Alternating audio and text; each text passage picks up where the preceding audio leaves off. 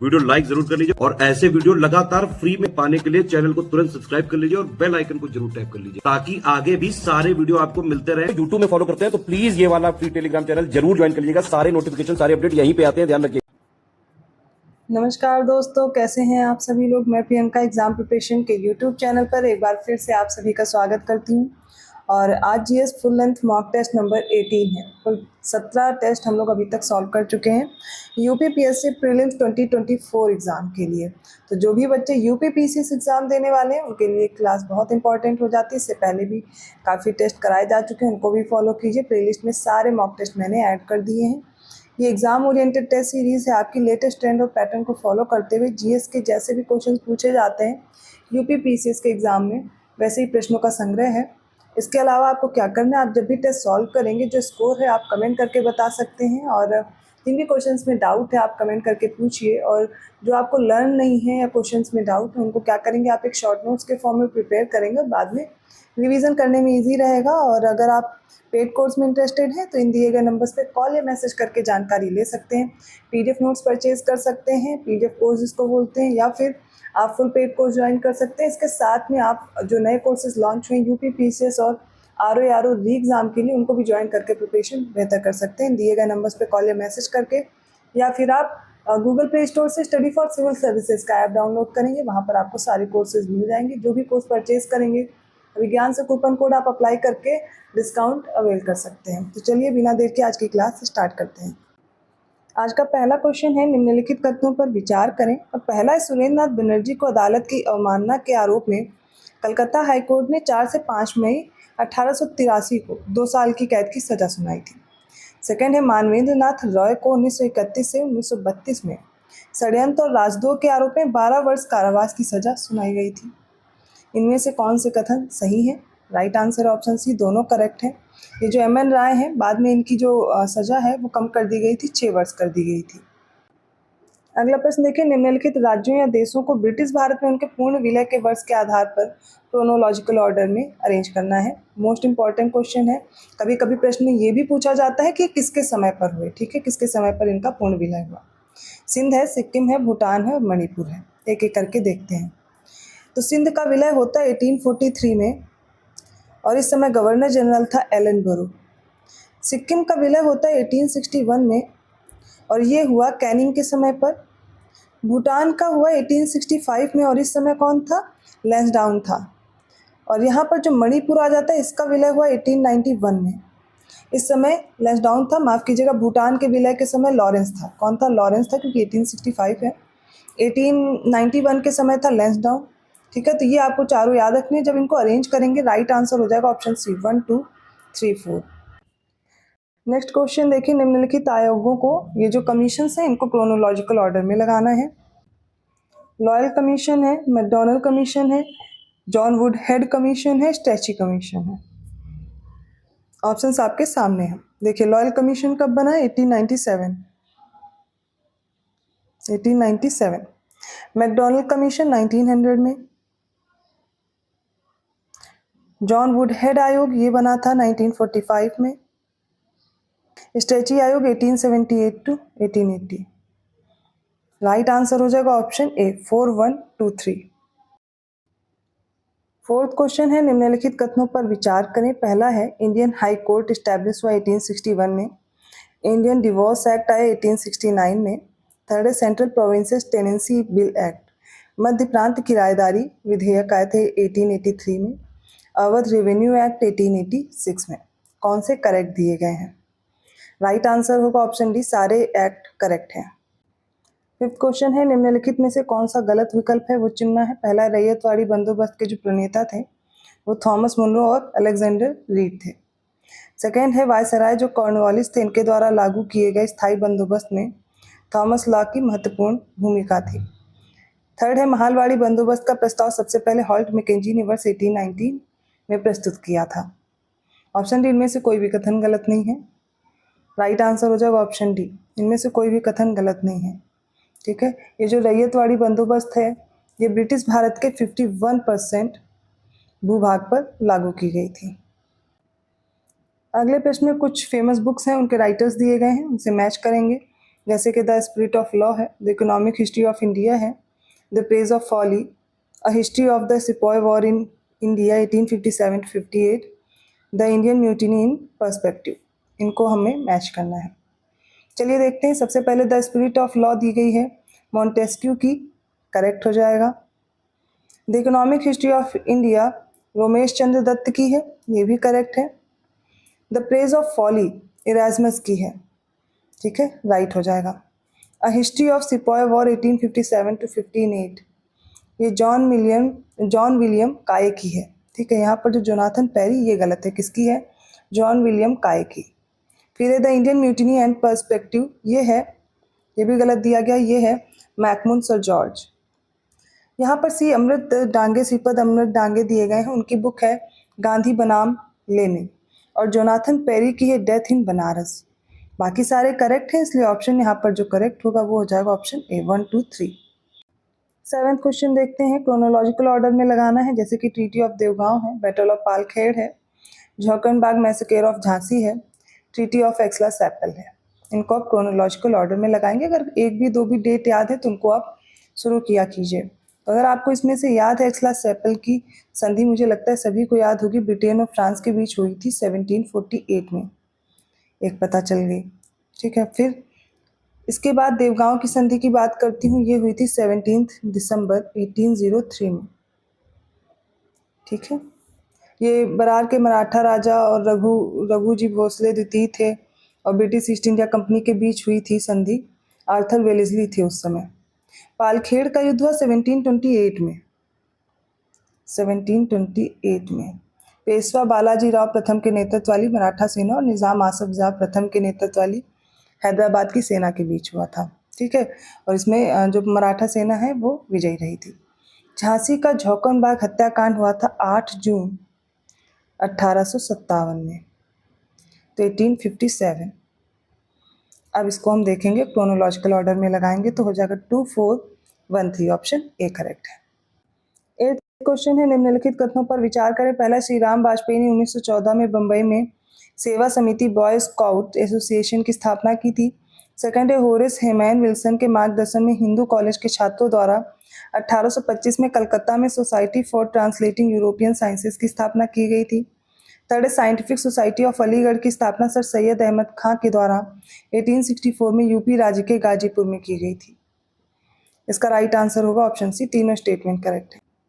9th question में बताना इनमें से कौन सा इनकरेक्ट ऑप्शन है। पहला, सुभाष चंद्र बोस ने 21 अक्टूबर 1943 को सिंगापुर में स्वतंत्र भारत की सरकार का गठन किया था।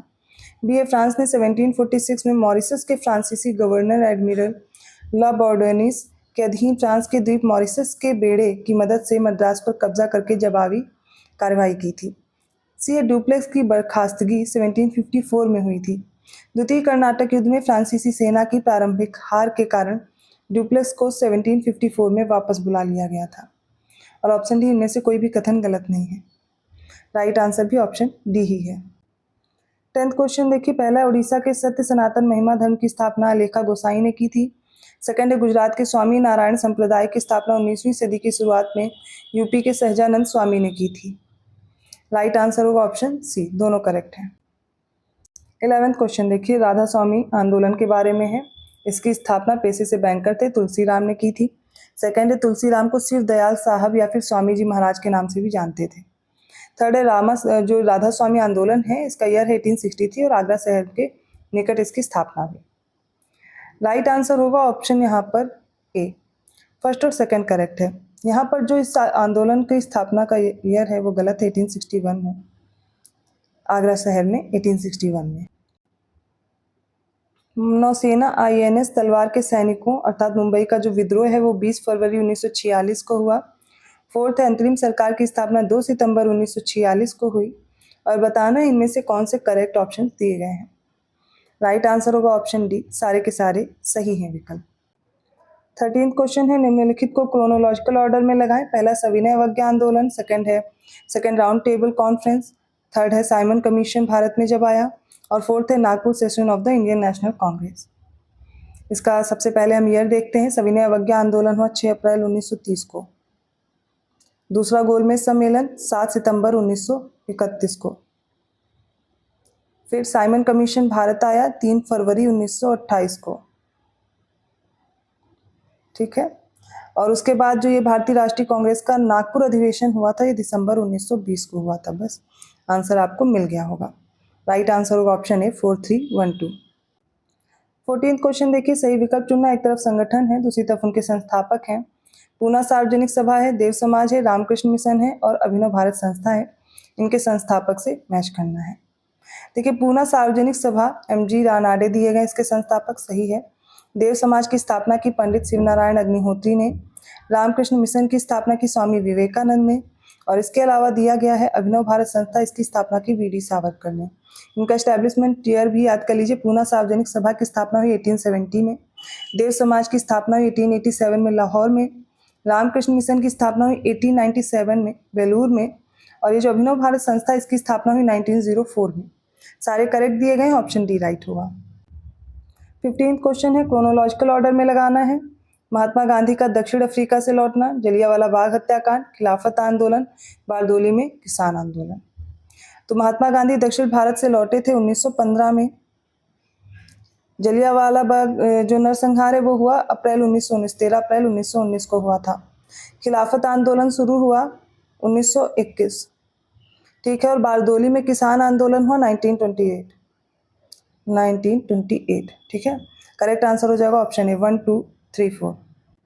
16th क्वेश्चन देखिए, सही विकल्प चुनना। पहला, अकबर और औरंगजेब ही ऐसे 2 मुगल बादशाह थे जिनके खिलाफ फतवा जारी किया गया था। सेकंड है, 1504 ईस्वी में काबुल विजय के बाद अकबर ने अपने पूर्वजों द्वारा धारण की गई उपाधि मिर्जा का त्याग कर नई उपाधि पातशाह धारण की थी। थर्ड है, मीर सैयद अली और अब्दुल समद को 2 प्रसिद्ध चित्रकार थे ये दोनों, जो हुमायूं के शासनकाल के दौरान भारत आए थे।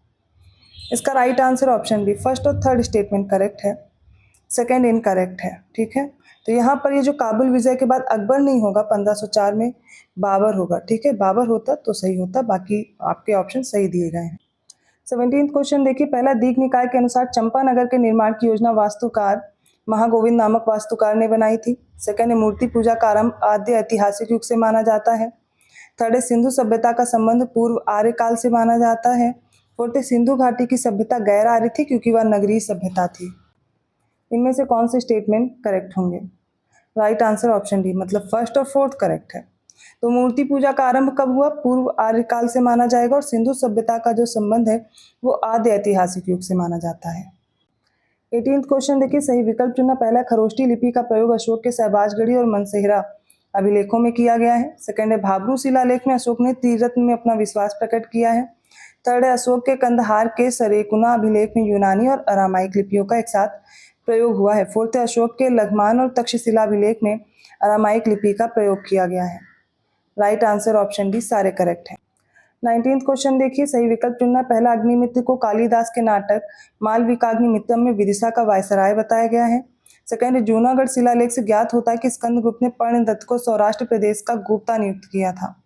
थर्ड है, कुषाण काल में पौराणिक धर्म का सर्वाधिक विकास हुआ है। राइट आंसर हो जाएगा ऑप्शन ए, फर्स्ट और सेकंड करेक्ट है। थर्ड स्टेटमेंट इनकरेक्ट है क्योंकि गुप्त काल में पौराणिक धर्म का सर्वाधिक विकास हुआ है, ना कि कुषाण काल में। 20वां प्रश्न देख लेते हैं। इसमें पूछा गया है सही विकल्प कौन सा है। पहला कथन है, पुराणों में कर्ण शासकों को शुंग भ्रंत कहा गया है। और सेकंड है, चंद्रगुप्त प्रथम ने 319 से 20 ईस्वी में गुप्त संवत प्रारंभ किया था।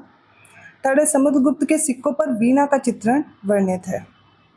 इसका राइट आंसर होगा ऑप्शन बी, सारे स्टेटमेंट राइट है। 21st क्वेश्चन पे आते हैं। पहला, व्यापारिक चौकियों का पहला उल्लेख मिन्हाज उस सिराज द्वारा लिखित कृति तबकाते नासिरी में मिला है। सेकंड है, फारसी ग्रंथ तज़किरा ए पीर हस्सु तेली सूरत सिंह द्वारा लिखा गया था और यह एक पद्मात्मक कृति है जिसमें लगभग 7000 श्लोक संकलित हैं। थर्ड है, मौलाना बरारी ने 1673 to 74 में अक्ले असरार नामक वैज्ञानिक विश्वकोश तैयार किया था। सही उत्तर इसका जो होगा वो ऑप्शन डी है क्योंकि तीनों स्टेटमेंट करेक्ट है। 22nd क्वेश्चन देखते हैं। एक तरफ मुगल शासक है और उनके समय में निर्माण की गई जो भी कंस्ट्रक्शंस हैं उनको देखेंगे। तो देख लेते हैं। सबसे पहले अलाउद्दीन खिलजी हैं, अकबर हैं, औरंगजेब हैं, शाहजहां हैं, हुमायूं। राजस्थान, ठीक है, बताना राजस्थान में कौन कौन सी चीज़ें हैं। तो मुगल शासक सबसे पहले इसमें अलाउद्दीन खिलजी, खैर मुगल शासक नहीं था। तो देखते हैं, अलाउद्दीन खिलजी के समय पर अलाई दरवाज़ा दिल्ली में निर्माण हुआ, सही है। अकबर के समय पर दिया गया है बुलंद दरवाज़ा फतेहपुर सीकरी, सही हो जाएगा। औरंगजेब मोती मस्जिद आगरा दिया गया है, ये गलत हो जाएगा। और शाहजहाँ में दिया गया मोती मस्जिद दिल्ली। तो औरंगजेब ने निर्माण कराया था मोती मस्जिद दिल्ली में, शाहजहाँ ने आगरा में मोती मस्जिद बनवाया था। हुमायूं अजमेर शरीफ दरगाह और अजमेर जो राजस्थान में है वहाँ पर बनवाया था अजमेर शरीफ दरगाह। राइट आंसर हो जाएगा ये भी। तो यहाँ पर जो ऑप्शन चूज करेंगे वो होगा 1 2 5, ऑप्शन ए करेक्ट है। 23rd क्वेश्चन है, पहला है खालसा परंपरा की शुरुआत सिख धर्म के 10वें गुरु गुरु गोविंद सिंह द्वारा 1699 में शुरू की गई थी। सेकंड है फ्रैंकोइस बर्नियर ने मुगल शासक शाहजहां के सबसे बड़े बेटे मुगल शासक शाह शुजा के लिए एक चिकित्सक के रूप में काम किया था। थर्ड है मुगल काल में लखनऊ स्थित मदरसे ने मुस्लिम न्याय शास्त्र के अध्ययन में विशिष्टता हासिल की थी। इसका राइट आंसर ऑप्शन है फर्स्ट और थर्ड स्टेटमेंट करेक्ट है, सेकंड इनकरेक्ट हो जाएगा, क्योंकि यहाँ पर जो फ्रैंकोइस बर्नियर के बारे में दिया गया है ये एक फ्रांसीसी चिकित्सक और यात्री था और 1658 में भारत आया था, ठीक है। और उसने मुगल शासक शाहजहाँ के सबसे बड़े बेटे मुगल शासक था दारा शिकोह, ना कि शाह शुजा, इसके लिए एक चिकित्सक के रूप में कार्य किया था। बाकी सारे स्टेटमेंट करेक्ट है।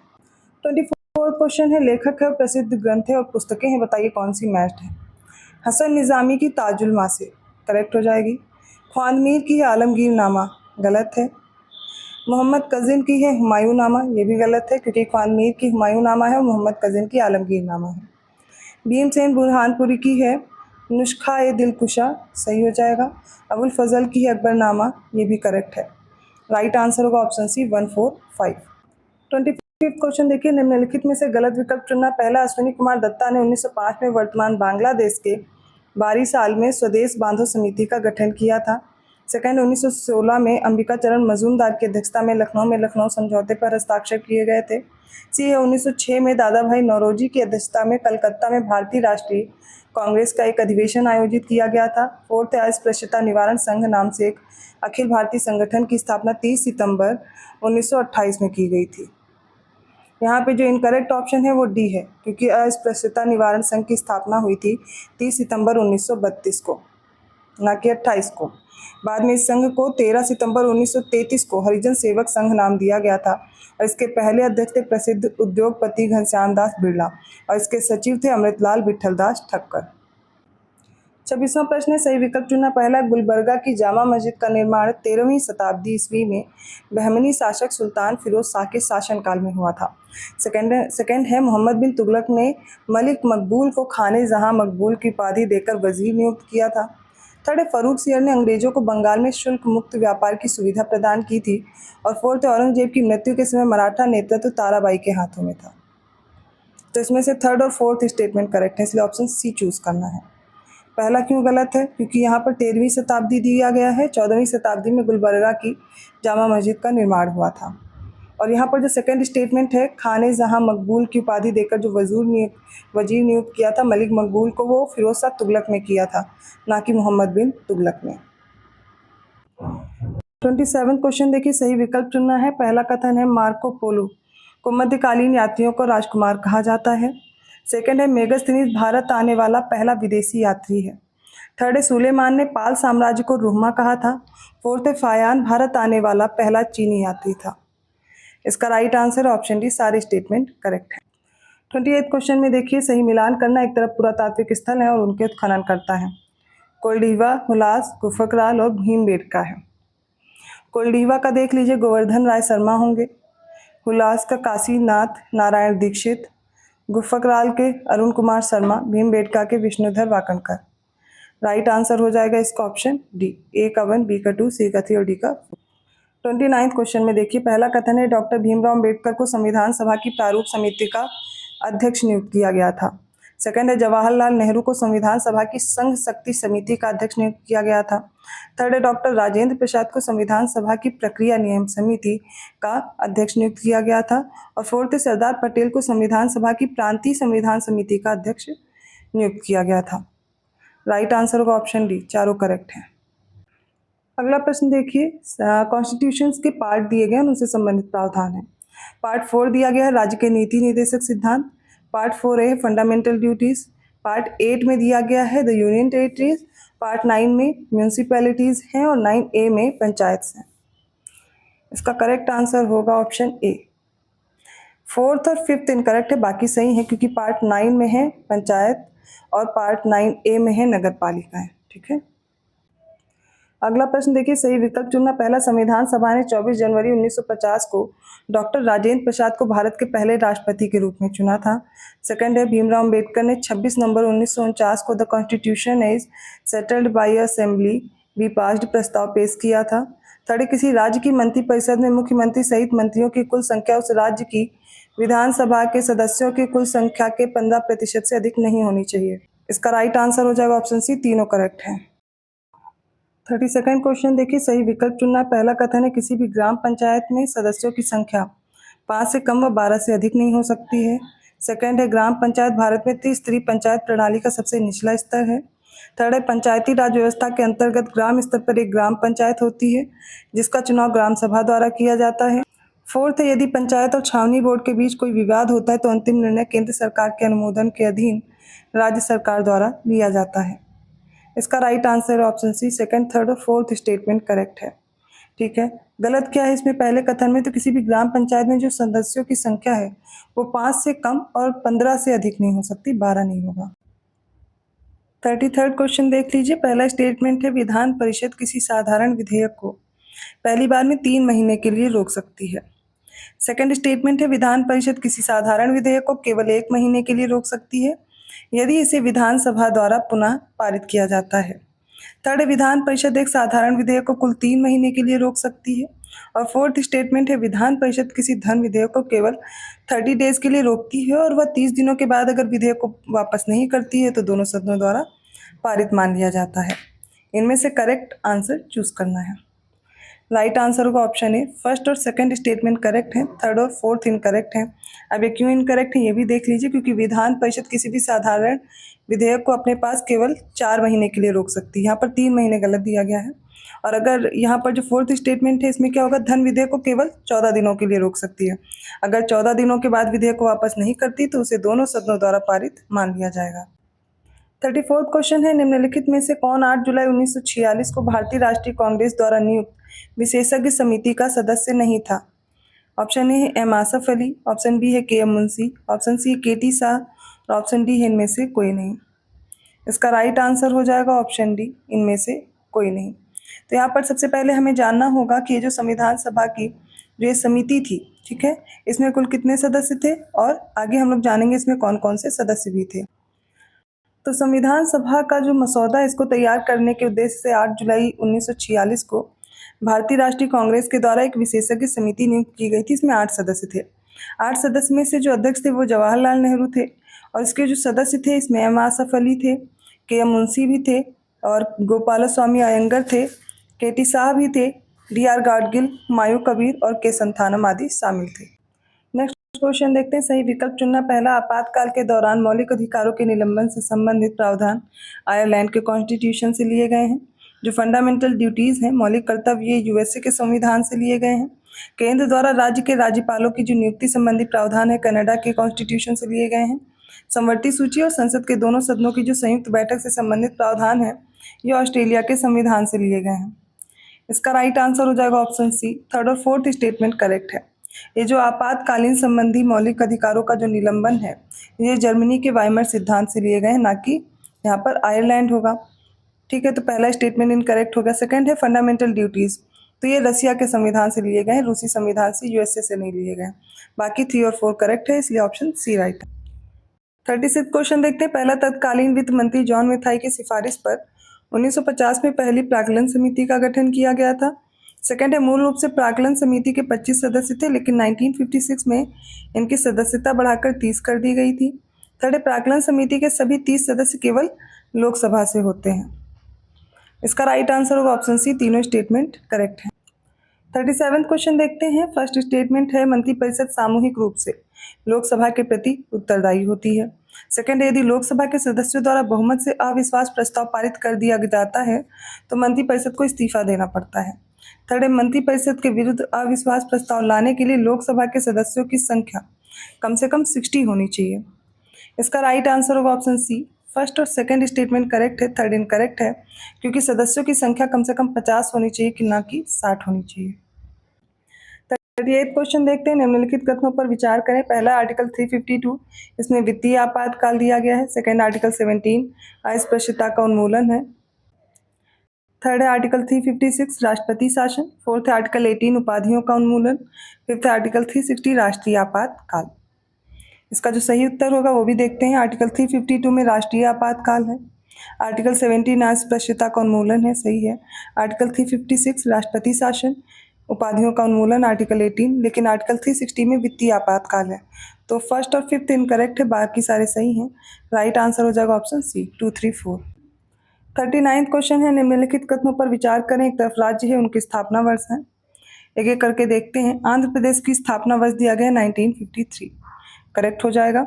उत्तर प्रदेश जनवरी 1950, सही है। उत्तराखंड 2001, गलत हो जाएगा, 2000 में ये स्थापित हुआ। झारखंड का एस्टेब्लिशमेंट ईयर दिया गया है 2002, ये भी इनकरेक्ट है, ये हो जाएगा 2000। इसलिए इसका जो राइट आंसर होगा ऑप्शन ए, फर्स्ट और सेकंड करेक्ट है।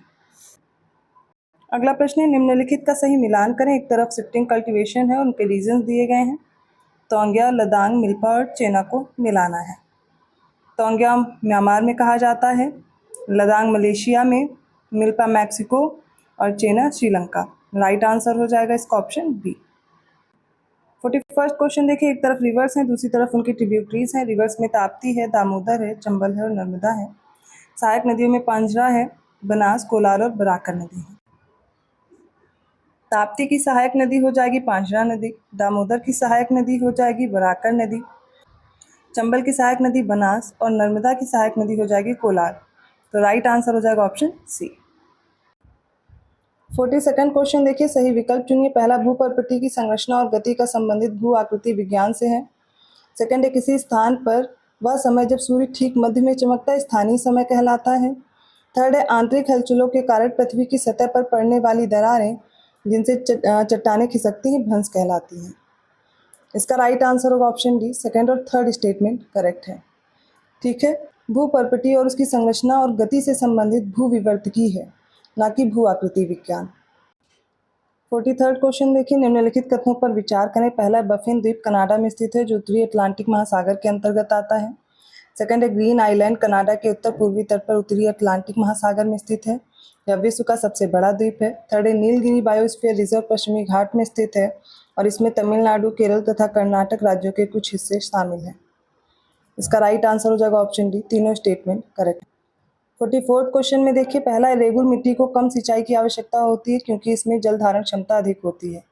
सेकंड है, कुडप्पा रॉक सिस्टम में मुख्य रूप से लोहा, मैग्नीज, तांबा, ग्रेफाइट, कोयला आदि के अयस्क होते हैं। बताइए इनमें से कौन सा स्टेटमेंट सही है। इसका राइट आंसर ऑप्शन बी, केवल पहला कथन सही है, दूसरा गलत है, क्योंकि कुडप्पा रॉक सिस्टम में मुख्य रूप से लोहा, मैंगनीज, तांबा और उसके साथ कोबाल्ट और निकिल आदि के अयस्क होते हैं, ना कि ग्रेफाइट, कोयला आदि। ठीक है, यहाँ पर क्या होगा, कोबाल्ट और निकिल आदि के। बाकी यहाँ पर फर्स्ट स्टेटमेंट करेक्ट, इसलिए ऑप्शन बी सही होगा। 45th क्वेश्चन देखिए। निम्नलिखित कथनों पर विचार करें। पहला, हरिद्वार शहर गंगा नदी के दाहिने किनारे पर स्थित है। सेकंड है, कानपुर शहर गंगा नदी के दाहिने किनारे पर स्थित है।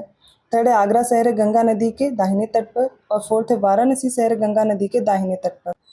इनमें से कौन सा विकल्प सही होगा, वो हो जाएगा ऑप्शन ए। फर्स्ट और सेकंड करेक्ट है, थर्ड और फोर्थ इनकरेक्ट है, क्योंकि जो आगरा है वो यमुना नदी के तट पर स्थित है, ना कि गंगा नदी। और जो वाराणसी है गंगा नदी के बाएं किनारे पर स्थित है, ना कि दाहिने। 46th क्वेश्चन में देखिए, गलत विकल्प चुनना है। पहला है, कोल्डम जल विद्युत परियोजना हिमाचल प्रदेश राज्य के बिलासपुर जिले में सतलज नदी पर तटबंध एक बांध है। बी, ऑस्ट्रेलिया की मर्चिसन नदी हिंद महासागर में गिरती। थर्ड है, सोना चूर, सोना मसूरी और काला नमक धान की किस्में हैं। ऑप्शन डी इनमें से कोई नहीं। राइट आंसर होगा ऑप्शन डी, इनमें से कोई भी कथन गलत नहीं है। 47th क्वेश्चन देखिए। निम्नलिखित में से कौन से देश चतुर्भुज सुरक्षा संवाद के सदस्य हैं। रूस, जापान, इजराइल और भारत। राइट आंसर हो जाएगा ऑप्शन डी, इसमें जापान है और भारत है। तो यहाँ पर क्वाड को आधिकारिक तौर पर चतुर्भुज सुरक्षा संवाद के नाम से जानते हैं। ये जो क्वाड है इसमें अमेरिका, जापान, ऑस्ट्रेलिया और भारत, इनके बीच एक अनौपचारिक रणनीतिक मंच है। अगला प्रश्न देखिए। सही विकल्प चुनना है। पहला कथन है, विश्व मौसम विज्ञान संगठन और एशिया और प्रशांत के लिए आर्थिक और सामाजिक आयोग ने संयुक्त रूप से 1972 में एक अंतर सरकारी निकाय के रूप में उष्णकटिबंधीय चक्रवातों पर पैनल की स्थापना की थी। सेकंड है उष्णकटिबंधीय चक्रवातों पर पैनल का मुख्य उद्देश्य बंगाल की खाड़ी और अरब सागर में उष्णकटिबंधीय चक्रवात चेतावनी प्रणालियों में सुधार के उपायों को बढ़ावा देना है। थर्ड, उष्णकटिबंधीय चक्रवातों पर पैनल की सदस्यता में बंगाल की खाड़ी और अरब सागर में उष्णकटिबंधीय चक्रवातों से प्रभावित देश शामिल हैं। इसका राइट आंसर होगा ऑप्शन डी, सारे स्टेटमेंट करेक्ट हैं। 49 क्वेश्चन देखिए, पहला कथन है अवसादों से बनी चट्टानें जिनकी संरचना आमतौर पर परतदार होती है कायांतरित चट्टानें कहलाती हैं। सेकंड है अपरिष्कृत जन्म दर को एक वर्ष में प्रति 1000 जनसंख्या पर जीवित जन्मों की संख्या के रूप में व्यक्त किया जाता है। नीचे दिए गए कथनों में से बताइए कौन सा कथन सही है। इसका राइट आंसर होगा ऑप्शन ए, केवल सेकंड स्टेटमेंट करेक्ट है, फर्स्ट इनकरेक्ट है। ठीक है। तलछट अवसादों से बनी चट्टानें या सैलें जिनकी संरचना आमतौर पर परतदार होती है, ठीक है, वो क्या कहलाती हैं? अवसादी चट्टानें कहलाती हैं, ठीक है, ना कि कायांतरित चट्टानें। अगला प्रश्न देखिए, निम्नलिखित कथनों पर विचार करें। पहला, किशोरावस्था आमतौर पर 10 से 19 वर्ष की आयु को संदर्भित करती है। सेकंड, 2001 की जनगणना के अनुसार वह व्यक्ति जो 9 वर्ष या उससे अधिक उम्र का है और किसी भी भाषा को समझने के साथ पढ़ या लिख सकता है उसे साक्षर माना जाता है। इसका सही उत्तर होगा ऑप्शन बी, पहला कथन सही है। सेकंड स्टेटमेंट में क्या इनकरेक्ट है? यहाँ पर 9 वर्ष दिया गया जबकि ये कितना हो जाएगा? 7 वर्ष होगा। 51st क्वेश्चन देखिए, पहला कथन है अल्फ्रेड वेगनर के अनुसार महाद्वीपीय विस्थापन के 2 कारण ध्रुवीय या ध्रुवीय फ्लिंग बल तथा ज्वारीय बल हैं। सेकंड है अर्नेस्ट हैकेल नामक एक जर्मन प्राणीशास्त्री पारिस्थितिकी के विशेषज्ञ के रूप में जाने जाते हैं। इसका राइट आंसर हो जाएगा ऑप्शन सी, दोनों कथन सही। 52nd क्वेश्चन देखिए, पहला स्टेटमेंट है वर्ष 1755 में नेबुलर परिकल्पना इमैनुअल कांट ने प्रस्तुत की। सेकंड है जेम्स हटन ने एक रूपतावाद की संकल्पना का प्रतिपादन किया 1785 में। थर्ड है अंतरतारकीय धूल परिकल्पना जो इंटरस्टेलर डस्ट हाइपोथेसिस, इसका प्रतिपादन किया ऑटो श्मिड ने 1949 में। इसका राइट आंसर ऑप्शन डी, सारे स्टेटमेंट करेक्ट। 53rd क्वेश्चन में गलत विकल्प चुनना है। पहला, निहारिका परिकल्पना के विपरीत जेम्स हटन ने सन 1905 ईस्वी में पृथ्वी की उत्पत्ति के संबंध में अपनी ग्रहाणु परिकल्पना प्रस्तुत की थी। बी है, पृथ्वी की उत्पत्ति के संबंध में नव तारक सिद्धांत के प्रतिपादक थे सफरेड हॉयल और लिटलेटन। और सी ऑप्शन है 26 दिसंबर 2004 को आई सुनामी में भारत का सबसे जो दक्षिणी बिंदु है इंदिरा पॉइंट लगभग डूब गया था। ऑप्शन डी, इनमें से कोई भी कथन गलत नहीं है। इसका राइट आंसर हो जाएगा option A, first statement incorrect है क्योंकि निहारिका परिकल्पना के विपरीत एडवर्ड हेस्टिंग्स चैम्बरलिन हैं। इन्होंने 1905 में दी थी अपनी हाइपोथेसिस, कौन सी थी? प्लेनेटरी हाइपोथेसिस, ग्रहाणु परिकल्पना। ये किसकी अपोजिट हो जाएगी? तो नेबुलर हाइपोथेसिस के अपोजिट। 54th क्वेश्चन देखिए, पहला स्टेटमेंट है इंद्रधनुष हमेशा बारिश के बाद और सूर्य की विपरीत दिशा में दिखाई देता है। सेकंड है जब सूर्य भूमध्य रेखा के ऊपर लंबवत चमकता है तो पूरे विश्व में दिन और रात बराबर होते हैं। इसका राइट आंसर होगा ऑप्शन सी, दोनों स्टेटमेंट करेक्ट है। 55th क्वेश्चन देखिए, पहला स्टेटमेंट है सिक्किम राज्य 3 देशों नेपाल, चीन और भूटान इनके साथ अपनी बाउंड्री शेयर करता है। फिर है वेस्ट बंगाल राज्य जो है ये तीनों नेपाल, भूटान और बांग्लादेश के साथ बाउंड्री शेयर करेगा। असम राज्य 2 देशों के साथ बांग्लादेश और भूटान के साथ अपनी बाउंड्री शेयर करता है। राइट आंसर ऑप्शन डी, तीनों स्टेटमेंट करेक्ट है। 56 क्वेश्चन में देखिए, भारत के उत्तर से जो दक्षिण तक की डिस्टेंस है वो 3214 किलोमीटर है। पूर्व से पश्चिम की जो वास्तविक दूरी है वो 2933 किलोमीटर है। ठीक है। अब जो भारत की भूमि का कुल क्षेत्रफल है वो है 32.8 लाख वर्ग किलोमीटर और विश्व के कुल भौगोलिक क्षेत्रफल का 2.4% है। फोर्थ स्टेटमेंट है बंगाल की खाड़ी में अंडमान और निकोबार द्वीप समूह और अरब सागर में जो लक्षद्वीप समूह है इनको मिला करके सम्मिलित रूप से जो तट रेखा है ये कितनी? 7517 किलोमीटर है। राइट आंसर हो जाएगा ऑप्शन डी, सारे स्टेटमेंट करेक्ट है। 57 क्वेश्चन में देखिए, पहला बैरन द्वीप भारत का एकमात्र सक्रिय ज्वालामुखी द्वीप है जो अंडमान और निकोबार द्वीप समूह में स्थित है। सेकंड है पोर्ट ब्लेयर अंडमान और निकोबार द्वीप समूह की राजधानी है, ये साउथ अंडमान में है। राइट आंसर होगा ऑप्शन सी, दोनों करेक्ट। 58 क्वेश्चन देखिए, गलत विकल्प चुनना है। पहला मैकमोहन रेखा भारत और चीन के बीच एक सीमा विभाजन रेखा है। बी है तांगुक दर्रा भारत को म्यांमार से जोड़ने वाला एक पहाड़ी दर्रा है और ये म्यांमार के रखाइन राज्य में स्थित है। सी अरब सागर के किनारे के भारतीय तटीय मैदानों को कोरोमंडल और उत्तरी सरकार कहा जाता है। और ऑप्शन डी, इनमें से कोई भी कथन गलत नहीं है। इसका करेक्ट आंसर होगा ऑप्शन सी, इसमें से जो गलत है, क्योंकि जो बंगाल की खाड़ी के किनारे वाला भाग है तटीय मैदान वाला वो कोरोमंडल है और उत्तरी सरकार कहलाता, ना कि अरब सागर वाला। 59 क्वेश्चन देखिए, गलत विकल्प चुनना। पहला है चिल्का झील भारत में स्थित खारे पानी की सबसे बड़ी झील है, जो कि उड़ीसा राज्य में महानदी डेल्टा के दक्षिण में स्थित है। बी, राजस्थान में अरावली पर्वतमाला की नागा पहाड़ियों से निकलने वाली लूनी नदी थार रेगिस्तान में सबसे बड़ी नदी है। सी है, निम्न हिमालय तथा वृहद हिमालय के बीच स्थित लंबवत घाटी को दून के नाम से जाना जाता है। और डी, उत्पत्ति के आधार पर आग्नेय चट्टानों को दो भागों में अंतर्भेदी और बहिर्भेदी में विभाजित करते हैं। इनमें से जो गलत स्टेटमेंट है वो है ऑप्शन सी, निम्न हिमालय, और यहाँ पर वृहद नहीं होगा, इसके साथ शिवालिक हिमालय होगा। इनके बीच की जो लंबवत घाटी है इसको दून के नाम से जानते हैं। अगला प्रश्न देखिए, पहला स्टेटमेंट है एजेंडा 21 1992 में मैक्सिको के कैनकन में हुए संयुक्त राष्ट्र पर्यावरण और विकास सम्मेलन में विश्व नेताओं द्वारा हस्ताक्षरित घोषणा है। सेकंड है, अंतर्राष्ट्रीय स्तर पर क्लब ऑफ रोम ने 1968 में पहली बार अधिक व्यवस्थित तरीके से संसाधन संरक्षण की वकालत की थी। राइट आंसर ऑप्शन है सेकंड स्टेटमेंट करेक्ट है, पहला इनकरेक्ट है, क्योंकि एजेंडा 21 1992 में ब्राज़ील के रियो डी जेनेरियो में हुआ था, ना कि मैक्सिको। 61st क्वेश्चन देखिए, पहला है राष्ट्रीय पशु कल्याण संस्थान फरीदाबाद हरियाणा। सेकंड है केंद्रीय ताज़ा जल कृषि संस्थान भुवनेश्वर उड़ीसा। थर्ड है केंद्रीय खारा जल कृषि संस्थान चेन्नई तमिलनाडु। फोर्थ है राष्ट्रीय महासागर प्रौद्योगिकी संस्थान चेन्नई तमिलनाडु। इसका राइट आंसर है ऑप्शन डी, सारे करेक्ट हैं। 62nd क्वेश्चन देखिए, G7 के संबंध में सही विकल्प का चयन करें। पहला, G7 की स्थापना 1975 में फ्रांस, पश्चिम Germany, Italy, Japan, United Kingdom और संयुक्त राज्य अमेरिका द्वारा महत्वपूर्ण आर्थिक चिंताओं पर चर्चा करने के लिए की गई थी। सेकंड है, कनाडा 1978 में G7 के सदस्य के रूप में शामिल हुआ। थर्ड स्टेटमेंट है, प्रथम G7 शिखर सम्मेलन 1976 में प्यूर्टो रिको में आयोजित किया गया था। इसका राइट आंसर होगा ऑप्शन सी, केवल फर्स्ट और थर्ड स्टेटमेंट करेक्ट है, सेकंड इनकरेक्ट है, क्योंकि कनाडा G7 में शामिल हुआ 1976 में, ना कि 1978 में। 63rd क्वेश्चन है, क्रोनोलॉजिकल ऑर्डर में लगाना है। पहला, जलवायु परिवर्तन पर अंतर सरकारी पैनल। सेकंड है, अंतर्राष्ट्रीय समुद्री संगठन। थर्ड है, संयुक्त राष्ट्र बाल कोष। फोर्थ है, पेट्रोलियम निर्यातक देशों का संगठन। इसका राइट आंसर होगा ऑप्शन सी, 3241। 3241 इसमें अब देखेंगे कैसे होगा। तो जलवायु परिवर्तन पर अंतर सरकारी पैनल 1988 में स्टैब्लिश हुआ। मुख्यालय इसका जिनेवा स्विट्जरलैंड में है। अंतर्राष्ट्रीय समुद्री संगठन 1948, इसका जो हेडक्वार्टर है लंदन यूनाइटेड किंगडम में। फिर है यूनाइटेड नेशंस चिल्ड्रंस फंड, मतलब इसका हो जाएगा संयुक्त राष्ट्र बाल कोष, दिसंबर 1946, इसका न्यूयॉर्क यूनाइटेड स्टेट्स में हेडक्वार्टर है। ठीक है। पेट्रोलियम निर्यातक देशों का जो संगठन है इसे ओपेक नाम से जानते हैं, याद रखिएगा। 1960 में स्टैब्लिश हुआ था बगदाद इराक में। इसका हेडक्वार्टर वियना ऑस्ट्रिया में है। राइट आंसर ऑप्शन सी।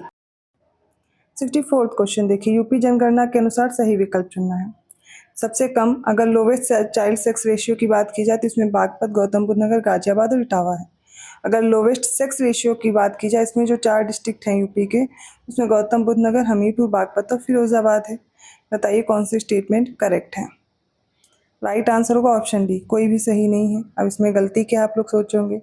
तो जो लोवेस्ट चाइल्ड सेक्स रेशियो है इसमें सबसे पहले बागपत सही, गौतम बुद्ध नगर भी सही है, गाजियाबाद भी सही, लेकिन इटावा गलत है। यहाँ पर मेरठ है चौथे नंबर पर। और सबसे कम लिंगानुपात वाले 4 जिलों में यहाँ पर फिरोजाबाद नहीं कानपुर होगा, बाकी सही है। गौतम बुद्ध नगर, फिर हमीरपुर, बागपत और उसके बाद कानपुर है। ठीक है, राइट आंसर होगा ऑप्शन डी। 65th क्वेश्चन में बताना है, पहला, कोयले के उत्पादन में भारत विश्व में दूसरे स्थान पर है। बॉक्साइट के उत्पादन में भारत विश्व में 5वें स्थान पर है। फेल्ड्सपार के उत्पादन में भारत विश्व में 4थे स्थान पर है। और भारत सीमेंट के उत्पादन में प्रोडक्शन में देखा जाए तो दूसरे प्लेस पर है। राइट आंसर ऑप्शन डी, चारों करेक्ट है। 66th क्वेश्चन देखिए, पहला, भारत विश्व का 5वां सबसे बड़ा मांस उत्पादक देश है। सेकंड है, भारत विश्व का 6ठा सबसे बड़ा मक्का प्रोडक्शन में है। और बात की जाए दुग्ध में तो भारत विश्व में 3रे प्लेस पर है। और रेपसीड में वो विश्व का सबसे बड़ा रेपसीड उत्पादक देश हो जाएगा। इसका राइट आंसर का ऑप्शन है फर्स्ट और सेकंड स्टेटमेंट करेक्ट है। थर्ड और फोर्थ इनकरेक्ट है। वो क्यों इनकरेक्ट हो जाएंगे। देखिए यहाँ पर रेपसीड के प्रोडक्शन में भारत की बात की जाए तो ये 3रे प्लेस पर आता है। ठीक है। और अगर दूध के उत्पादन में बात किया जाए तो भारत विश्व का सबसे बड़ा दुग्ध उत्पादक देश हो जाएगा। 67th क्वेश्चन में देखना है, पहला स्टेटमेंट है यूपी जौ के प्रोडक्शन में सेकंड स्टेट है।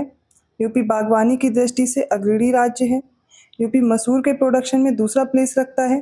खरबूजे के प्रोडक्शन में अग्रणी है, मतलब फर्स्ट प्लेस है। और कुल फलों के उत्पादन में भारत का तीसरा अग्रणी राज्य हो जाता है यूपी। इसका राइट आंसर है ऑप्शन डी, सारे स्टेटमेंट करेक्ट है। अगला प्रश्न देखिए, पहला है स्टेटमेंट सबसे कम जनसंख्या वाला जिला गाजियाबाद है। सेकंड है सबसे कम जनसंख्या घनत्व वाला जिला ललितपुर। सर्वाधिक जनसंख्या घनत्व वाला जिला गाजियाबाद। न्यूनतम नगरीय जनसंख्या वाला जिला श्रावस्ती है। सर्वाधिक नगरीय जनसंख्या वाला जिला महोबा है। पर इसका सही उत्तर है सेकंड, थर्ड और फोर्थ। अब फर्स्ट और फिफ्थ में क्या इनकरेक्ट है? तो डिस्ट्रिक्ट विद लोवेस्ट पॉपुलेशन वो होगा महोबा, और सर्वाधिक नगरीय जनसंख्या वाला जो जिला है वो हो जाएगा गाजियाबाद।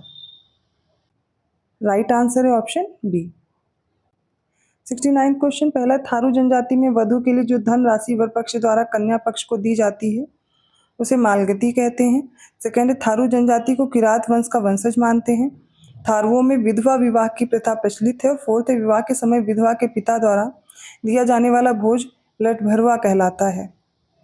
सही उत्तर होगा option C, second, third, fourth statement correct है। देखिए, वधु के लिए जो धनराशि वर पक्ष द्वारा कन्या पक्ष को दी जाती है ये बुक्सा जनजाति में होता है, ना कि थारू जनजाति में। वहाँ पर इसे मालगती कहते हैं। अगला प्रश्न देखिए, यूपी राज्य की एक जनपद एक उत्पाद योजना के संबंध में सही विकल्प बताना है। जनपद है और उत्पाद है, एक एक करके देखेंगे। लखीमपुर खीरी का जनजातीय शिल्प है, सही हो जाएगा। कुशीनगर का केला फाइबर उत्पाद है, ये भी सही है। अंबेडकर नगर का वस्त्र उत्पाद करेक्ट हो जाएगा। बस्ती का जूल वॉल हैंगिंग है, ये गलत है। और गाजीपुर का हो जाएगा काष्ठी कला, गलत है। बस्ती का काष्ठी कला है, गाजीपुर का जूट वॉल हैंगिंग है। राइट आंसर क्या होगा? Option B, 1, 2, 3। 71 क्वेश्चन देखिए, सही विकल्प चुनना। पहला, भारत छोड़ो आंदोलन के समय चित्तू पांडे ने 10 अगस्त 1942 को बलिया में अपनी अस्थायी सरकार स्थापित कर ली थी। सेकंड, 1857 के रिवोल्ट के प्रवर्तक और प्रथम शहीद मंगल पांडे का जो जन्म है वो बलिया के नगवा गांव में हुआ था। थर्ड, यूपी के लखनऊ जिले में स्थित राज्य शैक्षिक अनुसंधान प्रशिक्षण परिषद की स्थापना 1981 में की गई थी। इसका राइट आंसर ऑप्शन सी, तीनों करेक्ट है। 72 क्वेश्चन में गलत विकल्प चुनना है, ठीक है। पहला, महावीर स्वामी वन्यजीव अभ्यारण्य ललितपुर में है। कैमूर वन्यजीव अभ्यारण्य मिर्जापुर सोनभद्र में है। कतरनिया घाट वाइल्ड लाइफ सेंचुरी है चंदौली में। Suhagi Barwa wild life sanctuary है महाराजगंज में। इसका जो गलत ऑप्शन है वो है सी, कतरनिया घाट। ये कहाँ पर है? बहराइच में है, 1976 में बना, ठीक है। महावीर स्वामी, बाकी सारे सही हैं, ये सारे आपको याद भी कर लेने। चंदौली में कौन सा है? तो चंद्रप्रभा वन्यजीव अभ्यारण्य है।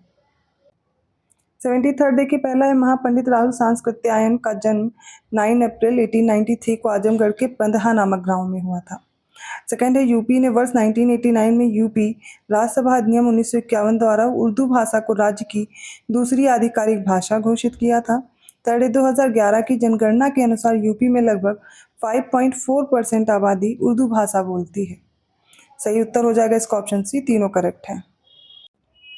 74 क्वेश्चन देखिए, पहला, दुधवा पीलीभीत में तराई हाथी रिजर्व देश का 33वां और यूपी का दूसरा होगा। सेकंड है यूपी क्रिकेट एसोसिएशन का जो मुख्यालय कानपुर में है। थर्ड है बागवानी विकास के अंतर्गत यूपी के हमीरपुर जिले में ड्रैगन फ्रूट की खेती पिछले वर्ष शुरू की गई थी। और फोर्थ है पिछले वर्ष यूपी के झांसी जिले में सर्वाधिक सौर विकिरण दर्ज किया गया था। राइट आंसर हो जाएगा ऑप्शन डी, चारों करेक्ट है। 25 क्वेश्चन देखिए, पहला, बेरिया घाट मेला हरदोई में। सेकंड है शंगी रामपुर मेला फर्रुखाबाद में। थर्ड है कालिंजर मेला बांदा में। फोर्थ है गढ़मुक्तेश्वर मेला बलरामपुर में।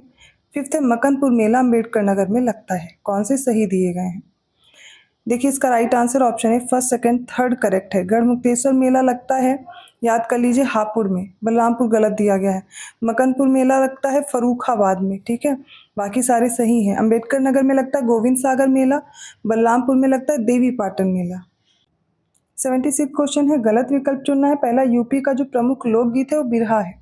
सेकंड है भारत माता मंदिर मेरठ जिले में स्थित महात्मा गांधी काशी विद्यापीठ के प्रांगण में है। सी है कथक नृत्य यूपी के शास्त्रीय नृत्य शैली में है।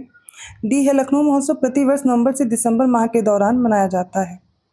इसमें जो गलत दिया गया है वो हो जाएगा ऑप्शन बी, भारत माता मंदिर वाराणसी जिले में है, ना कि मेरठ जिले में है। इस प्रश्न में भी गलत विकल्प चुनना है। ऑप्शन ए देखिए, श्रावस्ती यूपी में जैन और बौद्ध दोनों लोगों के लिए एक प्रसिद्ध तीर्थ स्थल है। बी है ब्रजमंडल के अंतर्गत प्रमुख लोक नृत्यों में चरकुला नृत्य, घड़ा नृत्य, मयूर नृत्य, झूला नृत्य और रास नृत्य शामिल हैं। सी सुलह कुल उत्सव का आयोजन हर वर्ष 18 से 27 फरवरी के बीच होता आगरा जिले में यूपी प्रदेश पर्यटन विभाग द्वारा। ऑप्शन डी है यूपी के कानपुर नगर जिले में स्थित भीतरगांव मंदिर का निर्माण गुप्त काल के दौरान 5वीं शताब्दी ईस्वी से 6वीं शताब्दी ईस्वी के बीच हुआ था। इसका राइट आंसर होगा ऑप्शन ए। गलत है। क्योंकि ये जो बौद्ध और जैन दोनों के लिए एक प्रसिद्ध तीर्थ स्थल है वो कौशाम्बी है, ना कि श्रावस्ती है। 78 क्वेश्चन देखिए, गलत विकल्प चुनना। पहला अमीर खुसरो का जन्म 1253 ईस्वी में उत्तर प्रदेश के एटा जिले के पटियाली नामक गांव में हुआ था। सेकंड है बहू बेगम का जो मकबरा है वो यूपी के फैजाबाद जिले में स्थित है। थर्ड, 1 जनवरी 1845 को यूपी राज्य में बनारस समाचार पत्र नामक पहला हिंदी समाचार पत्र प्रकाशित हुआ था, जिसका संपादन किया था गोविंद नारायण थत्ते ने। और ऑप्शन डी में से कोई भी कथन गलत नहीं है, आपको चूज करना है ऑप्शन डी। 79 क्वेश्चन में गलत विकल्प चुनना है। पहला, अटाला मस्जिद यूपी के जौनपुर जिले में स्थित है। बी है भेड़ कुंड उत्तर प्रदेश राज्य के फर्रुखाबाद जिले में स्थित है। सी, घोषिताराम नामक प्रसिद्ध उद्यान यूपी के कौशाम्बी जिले में है। और डी, 5वीं शताब्दी का महापरिनिर्वाण मंदिर गौतम बुद्ध नगर में स्थित है। इसमें से गलत क्या है, वो हो जाएगा ऑप्शन डी। क्योंकि ये जो महापरिनिर्वाण मंदिर है ये गौतम बुद्ध नगर में नहीं है, कुशीनगर में है। कुशीनगर के अन्य मंदिरों में रामाभार स्तूप है, बिरला बुद्ध मंदिर है, राम जानकी मंदिर है, ये सारे हैं। तो ऑप्शन डी करेक्ट है। अगला प्रश्न देखिए, सही विकल्प चुना। पहला, यूपी राज्य के जो बुलंदशहर जिले में स्थित खुर्जा है इसको सिरेमिक सिटी से जानते हैं। सेकंड है रामपुरा, भारत का पहला ऐसा गांव है जिसके पास अपना सौर ऊर्जा संयंत्र है और यूपी के बुंदेलखंड क्षेत्र में स्थित है। थर्ड है नरौरा परमाणु ऊर्जा परियोजना यूपी के बुलंदशहर जिले में नरौरा नामक स्थान पर गंगा नदी पर स्थित है। फोर्थ है सोनभद्र में चूना पत्थर और उससे संबंधित खनिज पाए जाते हैं। फिफ्थ है सिलिका सैंड का उत्पादन प्रयागराज जिले में होता है। राइट आंसर हो जाएगा ऑप्शन डी, सारे स्टेटमेंट करेक्ट है। 81 क्वेश्चन में देखिए कौन सा विकल्प गलत है ये ढूंढ के बताना होगा। पहले सारे विकल्प देखिए। तो ऑप्शन ए, बहुआयामी गरीबी सूचकांक पर यूएनडीपी की रिपोर्ट 2022 के अनुसार भारत में 41.5 करोड़ लोग वर्ष 2005 से 2006 और वर्ष 2019-20 के बीच गरीबी से उबर गए हैं। बी है जल जीवन मिशन के परिणाम स्वरूप 19.4 करोड़ ग्रामीण परिवारों में से 11 करोड़ को उनके घरों में से नल से पानी की आपूर्ति हो रही है। सी है जलदूत ऐप के अनुसार लगभग 6.7 लाख कुओं को मापा गया है और उनका जल स्तर केंद्रीय रिकॉर्ड में अद्यतन किया गया है। और ऑप्शन डी में से कोई भी कथन गलत नहीं है। राइट आंसर होगा इसका ऑप्शन सी, यहाँ पर गलत है क्योंकि कितने कुओं को मापा गया है ये गलत दिया गया। यहाँ पर होगा 3.7 लाख कुओं को, ना कि 6.7। 82nd क्वेश्चन देखिए, निम्नलिखित कथनों पर विचार करें। पहला है केंद्रीय बजट 2023-24 के अनुसार 3.5 लाख आदिवासी छात्रों के लिए चलाए जा रहे 740 एकलव्य मॉडल आवासीय विद्यालयों के लिए केंद्र सरकार द्वारा अगले 3 वर्षों में 38,800 शिक्षकों और सहायक कर्मचारियों की नियुक्ति की जाएगी। सेकेंड है केंद्रीय बजट 2023-24 के अनुसार केंद्र सरकार ने 19,744 करोड़ रुपए के परिव्यय के साथ एक महत्वाकांक्षी राष्ट्रीय हरित हाइड्रोजन मिशन को मंजूरी दे दी है। इसका राइट आंसर ऑप्शन सी, दोनों करेक्ट हैं। 83rd क्वेश्चन देखिए, यूपी बजट 2023-24 के संदर्भ में गलत विकल्प चुनना है। पहला, प्रधानमंत्री किसान सम्मान निधि योजना के अंतर्गत वित्तीय वर्ष 2022-23 के दौरान 51,639.68 करोड़ रुपए से अधिक की राशि डायरेक्ट बेनिफिट ट्रांसफर के माध्यम से सीधे किसानों के बैंक खातों में स्थानांतरित कर दी गई थी। बी, उत्तर प्रदेश देश का सबसे बड़ा उपभोक्ता और श्रम बाजार है। सी, प्रधानमंत्री जनधन योजना के अंतर्गत 6.51 करोड़ खातों के साथ यूपी देश में प्रथम स्थान पर है। डी, भारत सरकार द्वारा स्टार्टअप रैंकिंग के तहत यूपी को इंस्पायरिंग लीडर के रूप में सम्मानित किया गया है। इसमें से जो गलत विकल्प है वो ऑप्शन सी है, क्योंकि यहाँ पर जो खातों की संख्या है वो 8.51 करोड़ है। ठीक है, 8.51 करोड़ खाते हैं। 84th क्वेश्चन देखते हैं। पहला, भारत में सबसे बड़ी जीडीपी के मामले में यूपी राज्य तीसरे प्लेस पर है। सेकंड है, भारत में सबसे अधिक जीडीपी के मामले में महाराष्ट्र राज्य पहले स्थान पर है।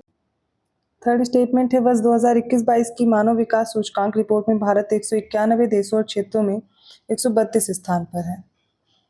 इसका राइट आंसर हो जाएगा ऑप्शन सी, तीनों करेक्ट है। अगले प्रश्न में गलत विकल्प चुनना। पहला, 2020-21 के दौरान प्रति वर्ष किलोवाट घंटे के संदर्भ में सबसे कम प्रति व्यक्ति बिजली खपत बिहार राज्य में है। सौर ऊर्जा की स्थापित क्षमता की दृष्टि में गुजरात फर्स्ट प्लेस पर है और नवीकरणीय ऊर्जा स्रोतों की स्थापित क्षमता की दृष्टि से राजस्थान फर्स्ट प्लेस पर है। डी अपशिष्ट से ऊर्जा की स्थापित क्षमता के मामले में दिल्ली पहले प्लेस पर है। इसमें से जो गलत विकल्प है वो हो जाएगा ऑप्शन बी, सौर ऊर्जा में स्थापित क्षमता की दृष्टि से राजस्थान फर्स्ट प्लेस पर है। 86 क्वेश्चन है, यूपी बजट 2024-25 के अनुसार निम्नलिखित में से किस योजना के कार्यान्वयन में यूपी राज्य पहले स्थान पर नहीं है? प्रधानमंत्री स्वनिधि योजना, प्रधानमंत्री सुरक्षा बीमा योजना, प्रधानमंत्री अटल पेंशन योजना या ऑप्शन डी इनमें से कोई नहीं। इसका राइट आंसर ऑप्शन डी, इनमें से कोई नहीं, सभी में फर्स्ट प्लेस पर है। 87 क्वेश्चन है, यूपी बजट 2024-25 के अनुसार निम्नलिखित में से किस विभाग में सर्वाधिक आवंटन किया गया है? ऑप्शन ए भारी और मध्यम उद्योग, बी है शहरी विकास में, सी है लोक निर्माण विभाग में और डी है स्वास्थ्य और परिवार कल्याण विभाग में। तो देखिए भारी और मध्यम उद्योग में किया गया 21,054 करोड़ रुपए। ठीक है, शहरी विकास में किया गया 25,698 करोड़ रुपए। लोक निर्माण विभाग में कराया गया है 34,858 करोड़ रुपए और आ जाता है स्वास्थ्य और परिवार कल्याण में किया गया है 27,086 करोड़ रुपए का आवंटन। तो इसमें बताना है आपको सबसे ज्यादा किस में किया गया और राइट आंसर क्या हो जाएगा? ऑप्शन सी, लोक निर्माण विभाग में। 88 क्वेश्चन देखिए, यूपी बजट 2024-25 के संबंध में गलत विकल्प का चयन करना है। पहला है राष्ट्रीय ग्रामीण आजीविका मिशन के लिए 3,695 करोड़ रुपए आवंटित किए गए हैं। बी, प्रधानमंत्री ग्राम सड़क योजना में 3,668 करोड़ रुपए। सी है अमृत 2.0 में 42,100 करोड़ रुपए और डी, समेकित बाल विकास योजना में 5,129 करोड़ रुपए। इसमें से जो इनकरेक्ट है वो कौन सा हो जाएगा? वो हो जाएगा अमृत 2.0। ठीक है, तो यहाँ पर क्या गलती है वो भी देख लीजिए। इसके लिए 4,500 करोड़ रुपए का आवंटन किया गया है, बाकी सारे करेक्ट हैं। 89 क्वेश्चन है, केंद्रीय बजट 2024-25 के संबंध में गलत विकल्प चुनना है। पहला, राज्यों के पूंजीगत व्यय के लिए 50 वर्षीय ब्याज मुक्त ऋण योजना इस वर्ष में भी 1.3 लाख करोड़ रुपए के कुल परिव्यय के साथ जारी रहेगी। बी है 30.03 लाख करोड़ की राजस्व प्राप्ति बजट अनुमान से अधिक रहने की उम्मीद है।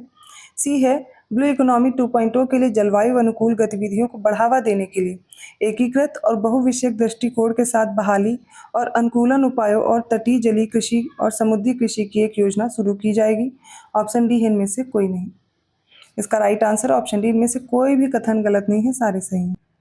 अगले प्रश्न में भी गलत विकल्प देखना है। पहला है, इसके अंतर्गत सर्वांगीण, सर्वव्यापी और सर्वसमावेशी विकास के साथ वर्ष 2047 तक विकसित भारत की परिकल्पना की गई है। बी है, स्टार्टअप और निवेश के लिए कुछ कर लाभ एक वर्ष के लिए 31 मार्च 2025 तक बढ़ा दिए गए हैं। सी है, प्रधानमंत्री स्वनिधि योजना के तहत 78 लाख स्ट्रीट वेंडर्स को क्रेडिट सहायता प्रदान की गई थी और ऑप्शन डी, इनमें से कोई भी कथन गलत नहीं है। So right answer is option D. 91st question है, कुछ इंटरनेशनल इंस्टीट्यूट्स हैं, उनके हेडक्वार्टर्स हैं, बताने कौन से करेक्टली मैच्ड हैं। तो सबसे पहला देखेंगे विश्व मौसम विज्ञान संगठन, रोम इटली, गलत हो जाएगा। खाद्य और कृषि संगठन, जिनेवा स्विट्जरलैंड, ये भी गलत है क्योंकि विश्व मौसम विज्ञान संगठन का हेडक्वार्टर है जिनेवा स्विट्जरलैंड में, खाद्य और कृषि संगठन का है रोम इटली में। अंतर्राष्ट्रीय चावल अनुसंधान संस्थान मनीला फिलीपींस होगा और अंतर्राष्ट्रीय वानिकी अनुसंधान केंद्र है बोगोर इंडोनेशिया। तो यहाँ पर राइट है, थर्ड और फोर्थ ऑप्शन सी करेक्ट है। 92nd क्वेश्चन देखते हैं, सही विकल्प चुनना है। दिवस दिए गए हैं और उनके अनुसार मैच करके बताना है कौन सा सही है। तो 4 अक्टूबर है विश्व पशु दिवस, सही हो जाएगा। 22 मार्च है विश्व ओजोन दिवस, ये गलत है क्योंकि 22 मार्च को होता है विश्व जल दिवस। 16 सितंबर विश्व जल दिवस, गलत है, विश्व ओजोन दिवस हो जाएगा 16 सितंबर। 2 फरवरी विश्व आर्द्रभूमि दिवस, ये सही होगा। और 22 मई को होता है biodiversity day, world biodiversity day, अर्थात विश्व जैव विविधता दिवस। तो राइट आंसर होगा ऑप्शन बी। 93rd क्वेश्चन है, सही विकल्प चुनना। पहला, जैव विविधता शब्द का प्रयोग पहली बार 1985 में वैज्ञानिक वॉल्टर जी रोजन द्वारा किया गया था। सेकंड है, सर्विस स्टेशन पर मोटर वाहन के प्रदूषण परीक्षण में सीसा तथा निकल कणों की मात्रा मापी जाती है। राइट आंसर होगा इसका ऑप्शन ए। पहला स्टेटमेंट करेक्ट है, दूसरा इनकरेक्ट है क्योंकि सर्विस स्टेशन पर मोटर वाहन के प्रदूषण परीक्षण में सीसा के साथ कार्बन के कणों की मात्रा मापी जाती, ना कि निकल की। ये उन लोगों को पता होगा जो मोटर बाइक वगैरह चलाते हैं, तो वहाँ पर आप देखते होंगे कि ये जो पोल्यूशन टेस्टिंग होती है तो उसमें किसकी मात्रा मापते हैं। 94th है, निम्नलिखित में से मीथेन गैस के प्रमुख स्रोत कौन से हैं? प्राकृतिक गैस, पशुपालन, चावल के खेत और कोयला खनन। सारे ही हैं, ऑप्शन डी करेक्ट है। 95th में देखिए, पहला संघ सूची में पुरातात्विक स्थल और प्रमुख बंदरगाह आते हैं। सेकंड है समवर्ती सूची में वन, वन्य जीव और परिवार कल्याण है। थर्ड है राज्य सूची में सार्वजनिक स्वास्थ्य, सिंचाई और जल निकासी है। इसका राइट आंसर होगा ऑप्शन बी, सेकंड और थर्ड करेक्ट है। ठीक है, बाकी इनकरेक्ट क्या है वो भी देख लेते हैं। पुरातात्विक स्थल और प्रमुख बंदरगाह जो दिए गए हैं ये गलत हो जाएगा, क्योंकि पुरातात्विक स्थल समवर्ती सूची में आएगा। ठीक है, इसके अलावा प्रमुख बंदरगाह हो गए, मुख्य पोत पत्तन, ये सारे संघ सूची में ही आएंगे। तो संघ सूची में कौन कौन से विषय? परमाणु ऊर्जा है, खनिज स्रोत है, प्रतिरक्षा है, अंतर्राष्ट्रीय मामले हैं, अंतर्राष्ट्रीय परिवहन भी आता है, जहाजरानी और मुख्य पोत पत्तन भी आ जाएंगे। समवर्ती सूची में क्या आएगा? वन, वन्य जीव, परिवार कल्याण, खाद्य और वस्तु और पुरातात्विक स्थल भी। राज्य सूची में आता है सार्वजनिक स्वास्थ्य, स्वच्छता, कृषि, सिंचाई, जल निकासी, ये सारे। करेक्ट आंसर है ऑप्शन बी। 96 क्वेश्चन देखिए, सही विकल्प चुना। पहला, हाथियों की प्रजातियों के संरक्षण के लिए भारत का राष्ट्रव्यापी जागरूकता अभियान हाथी मेरे साथी औपचारिक रूप से मई 2011 में शुरू किया गया था। सेकंड है, हाथी मेरे साथी अभियान पर्यावरण, वन और जलवायु परिवर्तन मंत्रालय और wild life trust of India द्वारा संयुक्त रूप से शुरू किया गया था। थर्ड है, हाथी मेरे साथी अभियान का शुभांकर गज्जू को चुना गया था। इसका राइट आंसर होगा ऑप्शन डी, तीनों स्टेटमेंट करेक्ट। 97 क्वेश्चन देखिए, पहला है पारे पर मिनमाता कन्वेंशन एक वैश्विक संधि है जो मानव स्वास्थ्य और पर्यावरण को पारा और इसके यौगिकों से बचाने के लिए प्रतिबद्ध है। सेकंड है, समुद्र कार्बन डाइऑक्साइड गैस के लिए एक भंडार गृह की तरह कार्य करता है क्योंकि यह प्रतिदिन कार्बन डाइऑक्साइड को अवशोषित करता है। इसका राइट आंसर हो जाएगा ऑप्शन सी, दोनों करेक्ट। 98 क्वेश्चन देखिए, जनगणना 2011 के संबंध में सही विकल्प चुने। पहला है सबसे अधिक लिंगानुपात केरल का है। सेकंड है सबसे अधिक शिशु लिंगानुपात अरुणाचल प्रदेश का है। थर्ड है सबसे अधिक साक्षरता दर वाला राज्य केरल है। सबसे अधिक जनसंख्या घनत्व पश्चिम बंगाल की है। और फिफ्थ है सबसे अधिक शहरी जनसंख्या महाराष्ट्र की है। कौन कौन से करेक्ट हैं? तो ऑप्शन ए करेक्ट है। ठीक है, सबसे अधिक लिंगानुपात किसका है? केरल का है, 1084 है। सबसे अधिक शिशु लिंगानुपात अरुणाचल प्रदेश का है, कितना है? 972 है। ठीक है, सबसे अधिक साक्षरता दर केरल की है, 94% है। ठीक, सबसे अधिक जनसंख्या घनत्व कहाँ का है? ये बिहार का है, यहाँ पे ये गलत है। किसका है? बिहार का है। कितना है? 1106 है। सबसे अधिक शहरी जनसंख्या महाराष्ट्र की है। राइट आंसर होगा ऑप्शन ए। 99 क्वेश्चन है, सही विकल्प चुने। एक तरफ फसलें हैं, दूसरी तरफ उनकी किस्में हैं। फसलों में मूंगफली है, गेहूं है और कपास है। इनकी कौन कौन सी किस्में मैच करना है? मूंगफली का है जूनागढ़, चंद्रा और कौशल, सही है। गेहूं का है सोनालिका, सुजाता और जयराज। कपास का श्यामली, लोहित, सुवीन और सुजाता, सारे सही हैं, ऑप्शन सी करेक्ट है। अगला प्रश्न देखिए, निम्नलिखित कथनों पर विचार करें। राउंड रिवॉल्यूशन पोटैटो प्रोडक्शन से राइट होगा। गुलाबी क्रांति ये है। पिंक रिवॉल्यूशन दिया गया मीट प्रोडक्शन से, गलत हो जाएगा क्योंकि झींगा मछली के उत्पादन से। ठीक है, प्रॉन फिश प्रोडक्शन से रिलेटेड है पिंक रिवॉल्यूशन, इसलिए सेकेंड इनकरेक्ट है। पीली क्रांति तिलहन, सही हो जाएगा। लाल क्रांति झींगा, यही गलत हो गया क्योंकि रेड रिवॉल्यूशन मीट प्रोडक्शन से रिलेटेड है। ठीक है, रजत क्रांति या सिल्वर जो रिवॉल्यूशन है वो एग प्रोडक्शन से रिलेटेड है, राइट है। सही उत्तर होगा ऑप्शन ए 135। 101st क्वेश्चन, पहला, किसी पिंड के संवेग को उसकी द्रव्यमान तथा वेग के गुणनफल द्वारा परिभाषित किया जाता है। मोमेंटम बताया जा रहा है। The momentum of an object is defined by the product of its mass and velocity. Second है, जब कोई पिंड किसी वृत्ताकार पथ पर चलता है तो उसकी गति को बनाए रखने के लिए केंद्र की बाहर की ओर एक बल लगता है, इसे बोलते हैं अपकेंद्रीय बल। ठीक है। थर्ड है, किसी वस्तु के संवेग परिवर्तन की दर उस वस्तु पर लगे बाह्य बल के समानुपाती होता है। इसका राइट आंसर होगा ऑप्शन सी, तीनों स्टेटमेंट करेक्ट है। 102nd क्वेश्चन देखिए, निम्नलिखित में से कौन सा विकल्प गलत है? ध्वनि के स्रोत हैं और उनकी तीव्रता दी गई है डेसिबल में। भारी मोटर वाहन का होता है 70 से 80 डेसिबल, गलत है। कितना होगा? 90 से 95। लाउड स्पीकर का होता है 70 से 80, तो यहाँ पर ये 90 से 95 गलत हो जाएगा, आपस में ऐसे मैच कर सकते हैं। रॉकेट का होता है 160 से 170 डेसिबल, सही है। ऑर्केस्ट्रा का होता है 100 से 110 डेसिबल, राइट है। सही उत्तर क्या हो जाएगा अब इसमें? ऑप्शन हो जाएगा करेक्ट ए, 1 और 2 इसमें से गलत है। 103rd क्वेश्चन है, गलत विकल्प का चयन करना है या सही, ये भी देख लीजिएगा क्योंकि अभी जो भी प्रश्न आ रहे हैं उसमें हम लोग सही सही करते जाते हैं, फिर अचानक से गलत विकल्प लग जाते हैं। पहला है किसी स्थान पर होने वाली वर्षा को मापने के लिए जिस यंत्र का प्रयोग करते हैं उसे वर्षा मापी कहते हैं, रेन गॉज कहते हैं। सेकंड है यदि किसी पिंड को 11.2 किलोमीटर पर सेकंड के वेग से ऊपर की ओर फेंका जाए तो वह पिंड कभी भी पृथ्वी पर वापस नहीं आएगा। थर्ड, जब कोई कण अपनी माध्य स्थिति के दोनों ओर एक सीधी या फिर सरल रेखा में दोलन गति करता है तो उसी गति को बोलते हैं सिंपल हार्मोनिक मोशन या फिर सरल आवर्त गति। राइट आंसर होगा इसका ऑप्शन सी, क्योंकि तीनों स्टेटमेंट करेक्ट हैं, सही पूछा गया था। अगला प्रश्न देखिए, पहला इलेक्ट्रॉन सूक्ष्मदर्शी इलेक्ट्रॉन की तरंग प्रकृति पर कार्य करता है। सेकंड है लेक्लांसी सेलों का उपयोग ट्रकों, टैंकरों, मोटर कारों आदि के इंजनों को स्टार्ट करने के लिए करते हैं। थर्ड है द्वितीयक सेल का उपयोग विद्युत घंटी, टेलीफोन इनमें करते हैं। फोर्थ है साबुन के घोल के बुलबुले बड़े होते हैं क्योंकि जब साबुन पानी में घुलता है तो उसका पृष्ठ तनाव कम हो जाता है। सही उत्तर होगा इसका ऑप्शन सी, फर्स्ट और फोर्थ स्टेटमेंट करेक्ट है। लेक्लांसी सेल का प्रयोग करते हैं विद्युत घंटी और टेलीफोन आदि में, और जो द्वितीयक सेल होते हैं इनका प्रयोग करते हैं टैंकों में, ट्रकों में, टैंकरों में, मोटर कारों में, इन सबके इंजन को स्टार्ट करने के लिए। 105 क्वेश्चन में देखेंगे, पहला तारों का टिमटिमाना, ये एक अपवर्तन है। सेकंड है मरीचिका, पूर्ण आंतरिक परावर्तन है। थर्ड हीरे का चमकना, पूर्ण आंतरिक परावर्तन है। फोर्थ है साबुन के बुलबुले का रंग बिरंगा दिखना, पूर्ण आंतरिक परावर्तन है। इसका राइट आंसर होगा फर्स्ट, सेकंड, थर्ड, तीनों करेक्ट है। फोर्थ इनकरेक्ट है क्योंकि ये जो साबुन के बुलबुले रंग बिरंगे दिखते हैं, इनका अपीयरेंस कलरफुल होता है, वो व्यतिकरण इंटरफेरेंस की वजह से होता है, ना कि पूर्ण आंतरिक परावर्तन की वजह से। तो सही उत्तर क्या हो जाएगा? Option A. 106 क्वेश्चन, पहला कम आर्द्रता और उच्च तापमान की स्थिति में गीले कपड़े सबसे तेजी से सूखते हैं। सेकंड है फ्यूज में प्रयुक्त तार का गलनांक कम तथा प्रतिरोध अधिक होता है, जिससे वोल्टेज बढ़ने पर यह फ्यूज तार तुरंत पिघल जाता है, जिससे विद्युत उपकरण नष्ट होने से बच जाते हैं। थर्ड है विशाल metre wave radio wave telescope का उपयोग निकटवर्ती सौर मंडल से लेकर अवलोकन योग्य ब्रह्मांड के किनारे तक विभिन्न प्रकार की रेडियो खगोल भौतिकी समस्याओं की जांच के लिए किया जाता है। सही उत्तर होगा ऑप्शन सी। अगला प्रश्न है, पायरेक्स कांच या सोडियम बोरोसिलिकेट ग्लास के निर्माण में निम्नलिखित में से किन रासायनिक पदार्थों का उपयोग होता है? सिलिका, बोरान ट्राइऑक्साइड, थर्ड है सोडियम, फोर्थ है एल्यूमिनियम, फिफ्थ है पोटेशियम ऑक्साइड।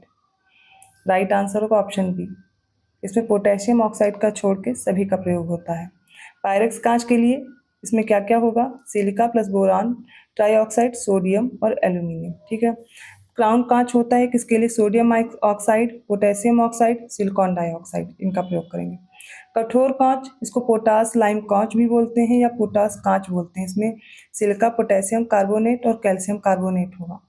मृदु कांच, सोडा कांच या सोडा लाइम कांच, इतने तरह के कांच एक ही हैं। सोडियम कार्बोनेट, कैल्शियम कार्बोनेट और सिलिका डाइऑक्साइड या सिलिकॉन डाइऑक्साइड जिसे बोलते हैं उसका प्रयोग होता है सिलिका का। तो इसका करेक्ट आंसर था ऑप्शन बी, बाकी सारे मैंने आपको बताए। अब इस प्रश्न में गलत विकल्प चुन के बताना है। पहला, आतिशबाजी में विशेष प्रभाव पैदा करने के लिए नेफ्थलीन का उपयोग करते हैं। सेकंड है नाइट्रोबेंजीन का उपयोग विभिन्न प्रकार की पॉलिश, रंगों और साबुन के निर्माण में करते हैं। थर्ड है क्लोरोफ्लोरोकार्बन्स को चिकनाई कम करने वाले विलायक के रूप में प्रयोग किया जाता है। फोर्थ है सिल्वर आयोडाइड, पोटेशियम आयोडाइड तथा शुष्क बर्फ या ठोस कार्बन डाइऑक्साइड गैस का प्रयोग कृत्रिम वर्षा कराने के लिए किया जाता है। इसका राइट आंसर ऑप्शन सी, कोई भी कथन गलत नहीं है।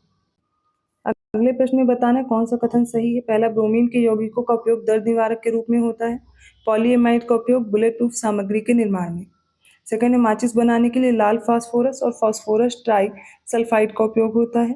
थर्ड है एंटोनी लेवोजियर को आधुनिक रसायन विज्ञान के जनक के रूप में जानते हैं। सही उत्तर हो जाएगा ऑप्शन सी, तीनों करेक्ट है। अगला प्रश्न देखिए, सही विकल्प चुनना है। पहला, समस्थानिक, ये जो आइसोटोप्स होते हैं एक ही तत्व के परमाणु होते हैं जिसमें न्यूट्रॉन की अलग अलग संख्या होती है, लेकिन जो प्रोटॉन और इलेक्ट्रॉन होते हैं इनकी संख्या सेम होगी। सेकंड स्टेटमेंट है, नाइक्रोम नामक मिश्र धातु का उपयोग विद्युत ताप उपकरणों के लिए तापीय घटक बनाने के लिए किया जाता है। थर्ड है पॉजिट्रॉन इलेक्ट्रॉन का प्रतिकरण है जो ऋणात्मक रूप से आवेशित होता है और प्राकृतिक रूप से रेडियोधर्मी क्षय के निश्चित प्रकारों में उत्पन्न होता है। बताना है कौन सा स्टेटमेंट करेक्ट है। इसका सही उत्तर होगा ऑप्शन डी, केवल पहला और दूसरा करेक्ट है, तीसरा गलत है। क्यों? क्योंकि देखिए पॉजिट्रॉन इलेक्ट्रॉन का प्रतिकरण तो है, ये धनात्मक रूप से आवेशित होता है ना कि ऋणात्मक रूप से, जो प्राकृतिक रूप से रेडियोधर्मी क्षय के निश्चित प्रकारों में उत्पन्न होता है। अगला प्रश्न देखिए, सही विकल्प चुनना है। ग्लोबर्ट सॉल्ट सोडियम सल्फेट को कहते हैं। जिप्सम कैल्शियम ऑक्साइड को। थर्ड है laughing gas nitrous oxide. Fourth है lunar caustic silver nitrate. Fifth है जला हुआ चूना, कैल्शियम सल्फेट। इसका राइट आंसर ऑप्शन है 1, 3rd और 4th करेक्ट है। गलत कौन से? जिप्सम। जिप्सम को बोलते हैं कैल्शियम सल्फेट। कैल्शियम ऑक्साइड होता है जला हुआ चूना। अगला प्रश्न देखिए, जिप्सम का रासायनिक सूत्र है CaSO4.2H2O। करेक्ट हो जाएगा, ठीक है। सेकेंड है सुहागा, जिसे बोरेक्स बोलते हैं। इसका केमिकल फॉर्मूला है Na2B4O7.10H2O। इसका करेक्ट आंसर क्या होगा? सही हो जाएगा, दिया गया है, ये भी सही है। थर्ड है मोहर सॉल्ट का रासायनिक सूत्र है NH4 का होल ट्वाइस FeSO4 का होल ट्वाइस .10H2O। इसका ये गलत हो जाएगा, क्योंकि यहाँ पर जो वाटर मॉलिक्यूल्स होंगे वो 6 होंगे, .6H2O होना था, बाकी सारा करेक्ट है। सिंदूर का रासायनिक सूत्र होता है Pb3O4। करेक्ट आंसर क्या होगा? ऑप्शन बी 1, 2, 4 करेक्ट है। अगला प्रश्न देखिए, पहला वर्ष 1953 में जॉर्ज प्लाडे ने इलेक्ट्रॉन सूक्ष्मदर्शी द्वारा सघन कणिका में संरचना राइबोसोम को सबसे पहले खोजा था। सेकंड है शरीर के विकास और स्वस्थ रहने के लिए प्रोटीन की आवश्यकता होती है। प्रोटीन युक्त भोजन को अक्सर शरीर वर्धक भोजन, बॉडी इनहेंसिंग फूड बोलते हैं। पौधे एकमात्र ऐसे जीव हैं जो पानी, कार्बन डाइऑक्साइड और खनिजों की मदद से अपना भोजन बनाते हैं। राइट आंसर है ऑप्शन सी। अगला प्रश्न देखिए, इसमें सही विकल्प चुनना है। डायबिटीज इंसिपिडस के बारे में दिया गया है। देखिए, डायबिटीज 2 टाइप के होते हैं, एक डायबिटीज मेलिटस होता है, एक डायबिटीज इंसिपिडस होता है। पहले देखते हैं इसमें क्या दिया गया है।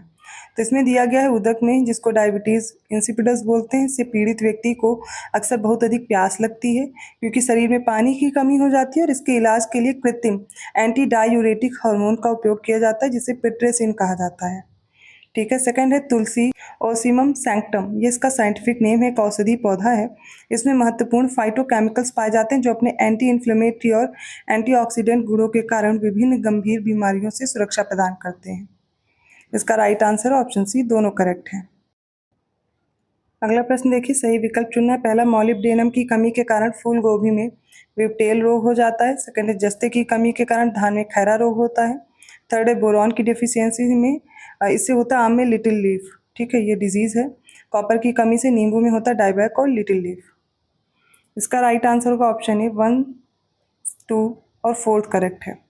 देखिए, इसमें जो दिया गया लिटिल लीफ रोग होता है आम में, ये होता है जिंक की कमी से, ना कि बोरॉन की। अगला प्रश्न देखिए, पहला, मानव शरीर की सबसे बड़ी पेशी मसल, यह है ग्लूटियस मैक्सिमम। सेकंड है मानव शरीर की सबसे लंबी तंत्रिका है neuron. Largest cell of human body है साइएटिका। फोर्थ है मानव शरीर की सबसे बड़ी जो धमनी है, आर्टरी बोलते हैं जिसे, वो एब्डोमिनल ऑर्टा है। इसका राइट आंसर होगा ऑप्शन ए 1st और 4th करेक्ट है। मानव शरीर की सबसे लंबी जो तंत्रिका है वो सियाटिका है, ठीक है, और जो सबसे लंबी कोशिका, सबसे बड़ी जो कोशिका है, ठीक है, वो हो जाएगी न्यूरॉन। अगला प्रश्न देखिए, सही विकल्प चुनना है। इसमें बताया जा रहा है ब्लड सर्कुलेशन की जो खोज है, डिस्कवरी है, विलियम हार्वे ने की। सेकंड है प्रोटोप्लाज्म की जो डिस्कवरी है वो की जेई पुरकिंजे, इन्होंने इसका नाम दिया था, ठीक है। और थर्ड है कैंसर की जीन की जो खोज है वो रॉबर्ट जार्विक ने की। और कृत्रिम हृदय, आर्टिफिशियल हार्ट, इसका निर्माण जो किया वो रॉबर्ट वीनबर्ग ने किया। इसका राइट आंसर होगा ऑप्शन ए 1st और 2nd करेक्ट है। रॉबर्ट जार्विक ने कृत्रिम हृदय का निर्माण किया था और रॉबर्ट वीनबर्ग ने कैंसर के जीन की खोज की थी। अगले प्रश्न में कुछ दवाओं के नाम है, उनके पीएच से मैच करना है। दूध, ह्यूमन ब्लड है, लाइम वाटर है, मिल्क ऑफ मैग्नीशिया है। तो दूध का कितना होता है पीएच, ये आपको याद रखना है। दूध का होता है 6.8, ह्यूमन ब्लड का होता है 7.4, चूने के पानी का कितना हो जाएगा ये याद रख लीजिए, होता है 10.5, मिल्क ऑफ मैग्नीशिया का 10 होता है। तो यहाँ पर 3rd और 4th का आपको क्या मैच करना है, 3 का डी होगा, 4 का सी होगा, बाकी मैच्ड है। राइट आंसर होगा ऑप्शन ए। देखिए, पीएच क्या होता है, पीएच एक तरह से वैल्यू आपको शो करता है एसिडिक या बेसिक नेचर को। तो 7 से जितने कम होंगे वो एसिडिक नेचर को दिखाएंगे, अम्लीय प्रकृति दिखाएंगे। 7 से अधिक वाले दिखाएंगे क्षारीय प्रकृति। अगला प्रश्न देखिए, निम्नलिखित कथनों पर विचार करें। पहला, यूपी के मुख्य सचिव दुर्गा शंकर मिश्रा का कार्यकाल हाल ही में तीसरी बार बढ़ाया गया है। सेकंड है एसजेवीएन लिमिटेड ने हाल ही में यूपी के कानपुर देहात में 50 मेगावाट के गुजरात सौर ऊर्जा स्टेशन पर सफल वाणिज्यिक परिचालन शुरू किया है। थर्ड है अंबानी ग्रुप ने हाल ही में यूपी के कानपुर में दक्षिण एशिया का सबसे बड़ा गोला बारूद और मिसाइल कॉम्प्लेक्स लॉन्च किया है। इसका राइट आंसर हो जाएगा ऑप्शन डी, 1st और 2nd करेक्ट है, 3rd इनकरेक्ट है, क्योंकि यहाँ पर अंबानी ग्रुप ने नहीं, अडानी ग्रुप ने हाल ही में यूपी के कानपुर में गोला बारूद और मिसाइल कॉम्प्लेक्स लॉन्च किया। 120वां प्रश्न देखिए, पहला गृह मंत्री अमित शाह ने हाल ही में लखनऊ नगर निगम के साथ साझेदारी में लखनऊ स्वच्छता अभियान द्वारा एक नई एकीकृत परियोजना का उद्घाटन किया है। सेकंड है, प्रधानमंत्री जी ने हाल ही में सांस्कृतिक विरासत और युवा सशक्तिकरण के प्रति अपनी प्रतिबद्धता दिखाते हुए वाराणसी में संसद संस्कृत प्रतियोगिता के विजेताओं को सम्मानित किया है। इसका राइट आंसर ऑप्शन बी, केवल दूसरा विकल्प सही है। पहला इनकरेक्ट है क्योंकि यहाँ पर गृह मंत्री ने नहीं, यहाँ पर रक्षा मंत्री हैं राजनाथ सिंह। इन्होंने लखनऊ नगर निगम के साथ साझेदारी में लखनऊ स्वच्छता अभियान की शुरुआत की है। 121 क्वेश्चन, हाल ही में राष्ट्रपति द्रौपदी मुर्मू द्वारा स्वच्छ सर्वेक्षण पुरस्कार 2023 वितरित किए गए हैं। सही विकल्प चुनना है। पहला, राज्यों में सर्वश्रेष्ठ प्रदर्शन करने वाले शहरों में यूपी को 9th प्लेस प्राप्त हुआ है। सेकंड है, यूपी राज्य में 1 लाख से अधिक जनसंख्या श्रेणी में नोएडा ने 5 स्टार रेटिंग प्राप्त की है। थर्ड है, लखनऊ, गोरखपुर, वाराणसी, कानपुर, गाजियाबाद, गौतम बुद्ध नगर, झांसी और फिरोजाबाद सहित 8 शहरों ने 3 स्टार रेटिंग प्राप्त की है। इसका right answer option D, first और सेकंड स्टेटमेंट सही है। तीसरा गलत हो जाएगा क्योंकि यूपी के अगर 1 लाख से अधिक जनसंख्या श्रेणी में बात की जाए तो इसमें नोएडा है, नोएडा को 5 स्टार रेटिंग प्राप्त हुई है। अब इसमें से 3 स्टार रेटिंग किनको किनको मिली है तो लखनऊ होगा, ठीक है, गोरखपुर होगा, लखनऊ सही है, गोरखपुर सही है, वाराणसी होगा, कानपुर होगा, गाजियाबाद है, फिर हो जाएगा अलीगढ़, फिर झांसी है और फिरोजाबाद है। तो यहाँ गौतम बुद्ध नगर नहीं है, ठीक है। 122 क्वेश्चन, पहला, बुंदेलखंड में पर्यटन को बढ़ावा देने के लिए हाल ही में 13 से 14 फरवरी तक बुंदेलखंड गौरव महोत्सव का आयोजन किया गया है। सेकंड है, जनवरी महीने में किराना घराने के हिंदुस्तानी शास्त्रीय गायक उस्ताद राशिद खान का निधन हो गया है। थर्ड है, भारतीय नौकरशाही हलकों में एक प्रमुख व्यक्ति माधव गोडबोले ने हाल ही में द बाबरी मस्जिद राम मंदिर डिलेमा नामक एक पुस्तक लिखी है। इसका राइट आंसर ऑप्शन है फर्स्ट और थर्ड करेक्ट है, ठीक है। दूसरा इनकरेक्ट है क्योंकि यहाँ पर जनवरी महीने में उत्तर प्रदेश किराना घराने के हैं हिंदुस्तानी मशहूर शास्त्रीय गायिका हैं डॉक्टर प्रभा, जिनका निधन हुआ है, ना कि यहाँ पर शास्त्रीय गायक उस्ताद राशिद खान का। 123 क्वेश्चन है, हाल ही में मुख्यमंत्री योगी आदित्यनाथ जी ने यूपी के गोरखपुर जिले में 19 हेल्थ ATM का लोकार्पण किया है। सेकंड है, नवंबर 2023 की रैंकिंग में जारी रैंकिंग में सरकारी योजनाओं को लागू करने में अंबेडकर नगर और मुजफ्फरनगर जिले को 77.2% अंकों के साथ पहला प्लेस मिला है। थर्ड है, हाल ही में यूपी के दुधवा टाइगर रिजर्व को ट्रांसफॉर्मेटिव सस्टेनेबल टूरिज्म पोटेंशियल के लिए कैलाश सांखला पुरस्कार दिया गया है। इसका राइट आंसर होगा ऑप्शन डी, फर्स्ट और सेकंड स्टेटमेंट करेक्ट है। तीसरा गलत है क्योंकि कैलाश सांखला पुरस्कार दिया गया पीलीभीत टाइगर रिजर्व को। अगला प्रश्न देखिए, पहला कथन है, प्रधानमंत्री नरेंद्र मोदी ने हाल ही में केरल के कुलशेखरपट्टिनम में भारतीय अंतरिक्ष अनुसंधान संगठन के दूसरे स्पेस पोर्ट का शिलान्यास कर निर्माण कार्य शुरू किया है। सेकंड है, प्रधानमंत्री नरेंद्र मोदी ने हाल ही में नई दिल्ली के भारत मंडपम में भारत में आयोजित सबसे बड़े कपड़ा कार्यक्रम भारत टेक्स 2024 का उद्घाटन किया है। थर्ड है, उत्तरी अटलांटिक संधि संगठन ने जनवरी 2024 के अंत में यूरोप में अपना सबसे बड़ा सैन्य अभ्यास स्टेडफास्ट डिफेंडर 2024 शुरू किया है, ठीक है। फोर्थ है, क्रिस्टोफर लक्सन की सरकार ने हाल ही में जैसिंडा अर्डर्न के कार्यकाल के दौरान लगाए गए तंबाकू की बिक्री पर प्रतिबंध लगाने वाले कानून को रद्द करने की घोषणा की है। ऑप्शन आपके सामने है, देख करके सही उत्तर चुनना है। इसका करेक्ट आंसर हो जाएगा ऑप्शन बी। दूसरा, तीसरा, चौथा कथन सही है, पहला गलत होगा क्योंकि यहाँ पर जो कुलशेखरपट्टिनम है ये तमिलनाडु में है, ना कि केरल में है। 125 क्वेश्चन है, यूएस चैम्बर ऑफ कॉमर्स द्वारा हाल ही में जारी अंतर्राष्ट्रीय बौद्धिक संपदा सूचकांक के 12वें संस्करण से संबंधित सही विकल्प को चुनना है।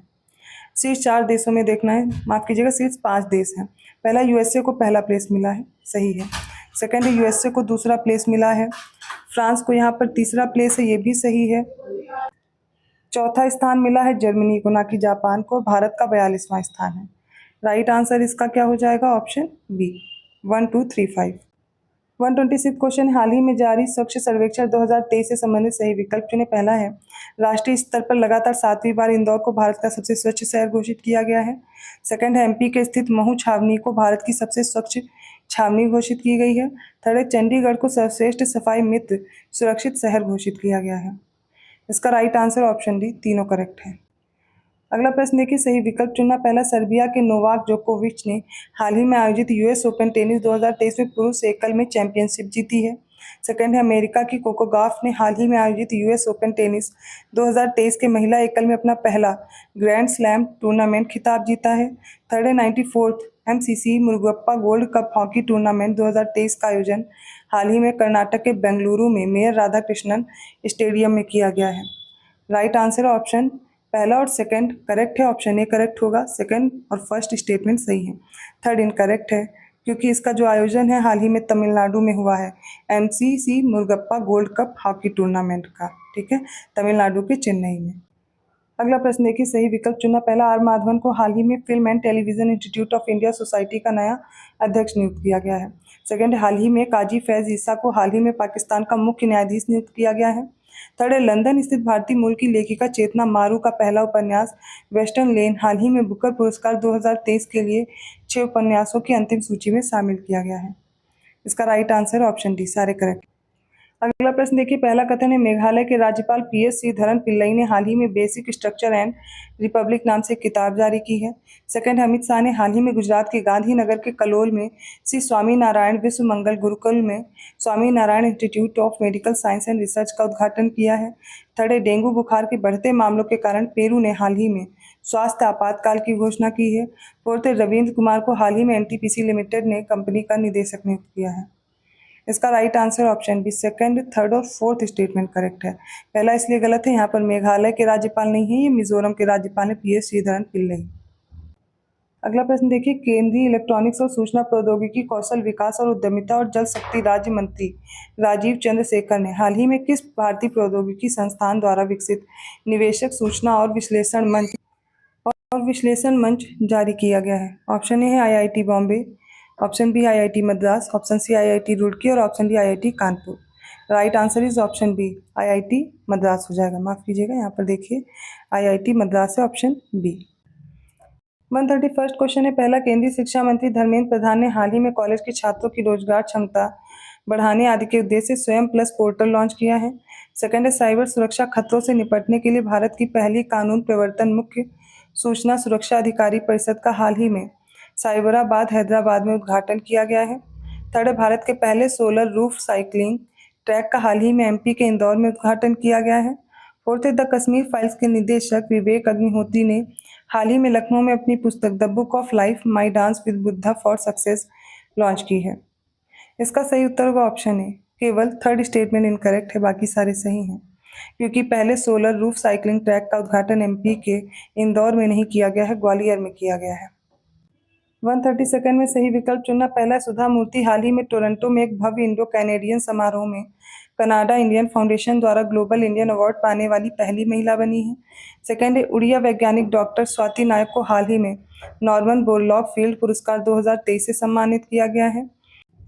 थर्ड स्टेटमेंट है, असम राज्य के मुख्यमंत्री को सार्वजनिक सेवा में उनके विशिष्ट योगदान के लिए हाल ही में सिंगापुर की Lee Kuan Yew exchange fellowship से सम्मानित किया गया है।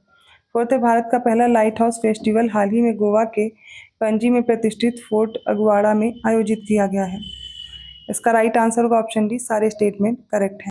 133 क्वेश्चन में सही विकल्प चुनना पहला, देश का सबसे ऊंचा 418 फीट का राष्ट्रीय ध्वज हाल ही में केंद्रीय मंत्री नितिन गडकरी ने अटारी वाघा सीमा पर फहराया है।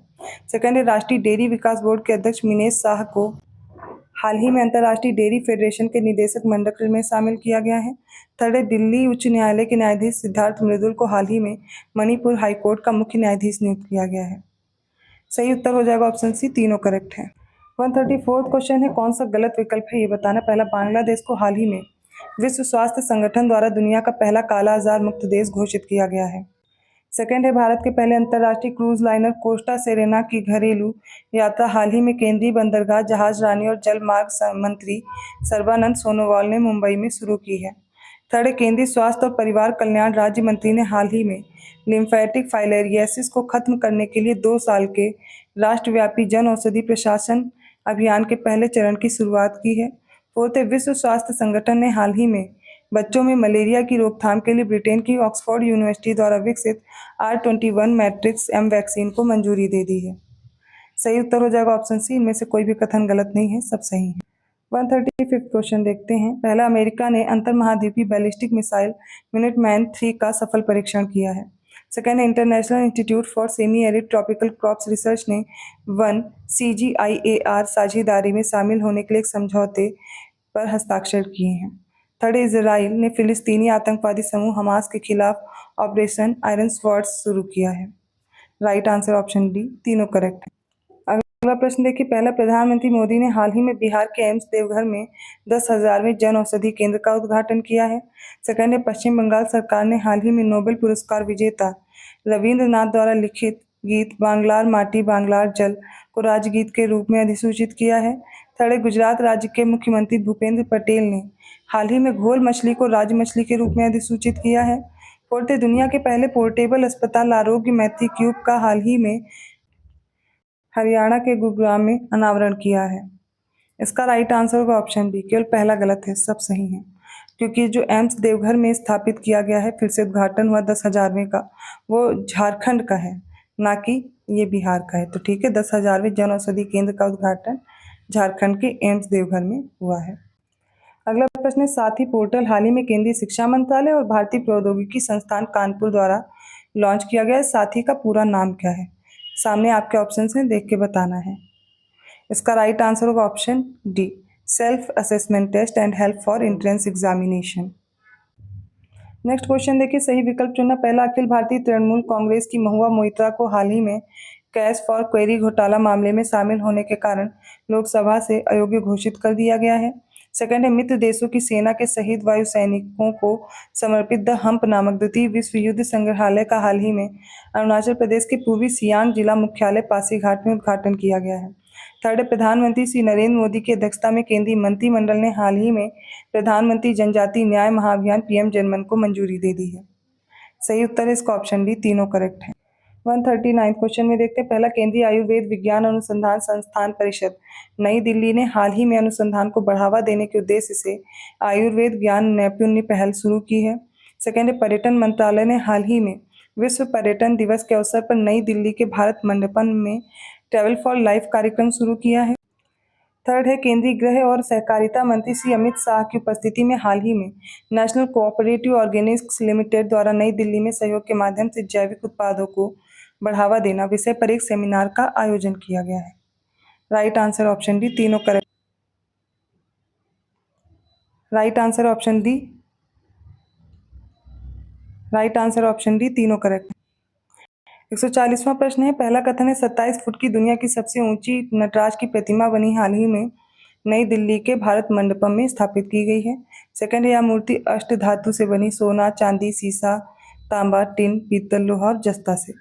थर्ड है, इस मूर्ति का निर्माण लॉस्ट वैक्स कास्टिंग मेथड द्वारा किया गया है। फोर्थ, यह मूर्ति तमिलनाडु के तंजावुर जिले में स्वामी मलाई में मूर्तिकार राधा कृष्णन स्थापति द्वारा बनाई गई है। इसका राइट आंसर होगा ऑप्शन बी, केवल दूसरा गलत है, बाकी सारे सही हैं। ये जो अष्ट धातु, इसमें प्रयोग किसका किसका किया गया है वो देखिए, सोना चांदी सीसा तांबा टिन। ठीक है, टिन के बाद यहाँ पर पारा होगा, पीतल नहीं है, लोहा और जस्ता है। 141 क्वेश्चन देखिए, पहला कथन है, राष्ट्रीय स्वास्थ्य प्राधिकरण द्वारा 100 माइक्रोसाइट्स प्रोजेक्ट के तहत हाल ही में मिजोरम के आइजोल में पहला Ayushman Bharat digital mission microsite launch किया गया है। सेकंड है, Mizoram Ayushman Bharat digital mission microsite launch करने वाला भारत का पहला राज्य बन गया है। थर्ड है, आइजोल मिजोरम में Ayushman Bharat digital mission microsite launch करने के लिए यूथ फॉर एक्शन को इंटरफेसिंग एजेंसी के रूप में नियुक्त किया गया है। राइट आंसर ऑप्शन डी, तीनों करेक्ट है। 142 क्वेश्चन है, हाल ही में केंद्रीय शिक्षा मंत्रालय ने नेशनल इंस्टीट्यूशन रैंकिंग फ्रेमवर्क के अंतर्गत देश में उच्च शिक्षण संस्थानों की इंडिया रैंकिंग 2023 जारी की है। इस रैंकिंग में फर्स्ट 5 प्लेसेस किसके हैं वो बताना है। IIT Madras, IIT Kharagpur, IIT Delhi, IIT Bombay और आईआईटी कानपुर। इसका राइट आंसर होगा ऑप्शन बी। इसमें सबसे पहला प्लेस हो जाएगा आईआईटी मद्रास का, सेकंड प्लेस है आईआईटी बेंगलुरु का, सेकंड आईआईटी बेंगलुरु है, third IIT Delhi, fourth IIT Bombay, fifth IIT Kanpur है। Right answer is option B. 143 question देखिए, सही विकल्प चुनना। पहला, जम्मू कश्मीर सरकार ने हाल ही में राज्य के बांदीपोरा जिले के अरगाम गांव में भारत का पहला सबसे बड़ा पुस्तक गांव बनाने की घोषणा की है। सेकंड है, मोदी जी ने इनकी अध्यक्षता में केंद्रीय मंत्रिमंडल ने हाल ही में राष्ट्रीय चिकित्सा उपकरण नीति 2023 को मंजूरी दी गई है। और थर्ड है, पर्यावरण वन और जलवायु परिवर्तन मंत्री भूपेंद्र यादव ने हाल ही में हरियाणा के टिकली गांव में अरावली ग्रीन वॉल परियोजना शुरू की है। राइट आंसर ऑप्शन डी, तीनों करेक्ट है। 144 क्वेश्चन देखिए, पहला, भारत निर्वाचन आयोग ने हाल ही में दिल्ली के मुख्यमंत्री अरविंद केजरीवाल के नेतृत्व वाली आम आदमी पार्टी को राष्ट्रीय पार्टी का दर्जा दिया है। सेकंड है, प्रधानमंत्री जी ने हाल ही में वीडियो कॉन्फ्रेंसिंग के जरिए से वाराणसी के दुनिया के सबसे लंबे रिवर क्रूज MV गंगा विलास को हरी झंडी दिखाई है। थर्ड है, कर्नाटक उच्च न्यायालय ने हाल ही में अपनी क्षेत्रीय भाषा मलयालम में निर्णय प्रकाशित करने वाला भारत का पहला उच्च न्यायालय बन गया है। इसका राइट आंसर है, फर्स्ट और सेकंड स्टेटमेंट करेक्ट है और ऑप्शन ए राइट होगा। थर्ड, यहाँ पर कर्नाटक उच्च न्यायालय नहीं है, ये केरल हाई कोर्ट ने किया है। 145 क्वेश्चन है, पहला, गिनीज वर्ल्ड रिकॉर्ड ने हाल ही में हुगली जंक्शन पर स्थित 1507 मीटर लंबे प्लेटफॉर्म नंबर 8 को दुनिया के सबसे लंबे रेलवे प्लेटफॉर्म का दर्जा दिया है। सेकंड है, विदिशा हाल ही में स्टार्टअप द्वारा प्रस्तावित नवीन 5G उपयोग मामले की ऑन ग्राउंड तैनाती करने वाला भारत का पहला आकांक्षी जिला बन गया है। थर्ड है, तंजानिया की राष्ट्रपति सामिया सुलूह ने हाल ही में भारत की अपनी राजकीय यात्रा के दौरान दोनों देशों के बीच रणनीतिक साझेदारी की शुरुआत की है। राइट आंसर ऑप्शन डी, तीनों करेक्ट है। अब इस प्रश्न में बताना कौन सा कथन गलत है। पहला, भारत फ्रांस की स्थापना की 25वीं वर्षगांठ के मौके पर प्रधानमंत्री जी ने हाल ही में फ्रांस की आधिकारिक यात्रा पूरी की है। सेकंड है, भारतीय प्रधानमंत्री और फ्रांस की प्रधानमंत्री एलिजाबेथ बोर्न के बीच द्विपक्षीय बैठक आयोजित की गई है। थर्ड है, इस दौरान प्रधानमंत्री नरेंद्र मोदी को पेरिस के एलिसी पैलेस में फ्रांस के सर्वोच्च सम्मान Grand Cross of the Legion of Honour से सम्मानित किया गया है। Grand Cross of the Legion of Honour, ठीक है। इसका राइट आंसर हो जाएगा ऑप्शन डी, इनमें से कोई भी कथन गलत नहीं है। 147 क्वेश्चन देखते हैं, हाल ही में अमेरिका की प्रतिष्ठित अंतर्राष्ट्रीय पत्रिका टाइम द्वारा वर्ष 2023 के time person of the year की घोषणा की गई है।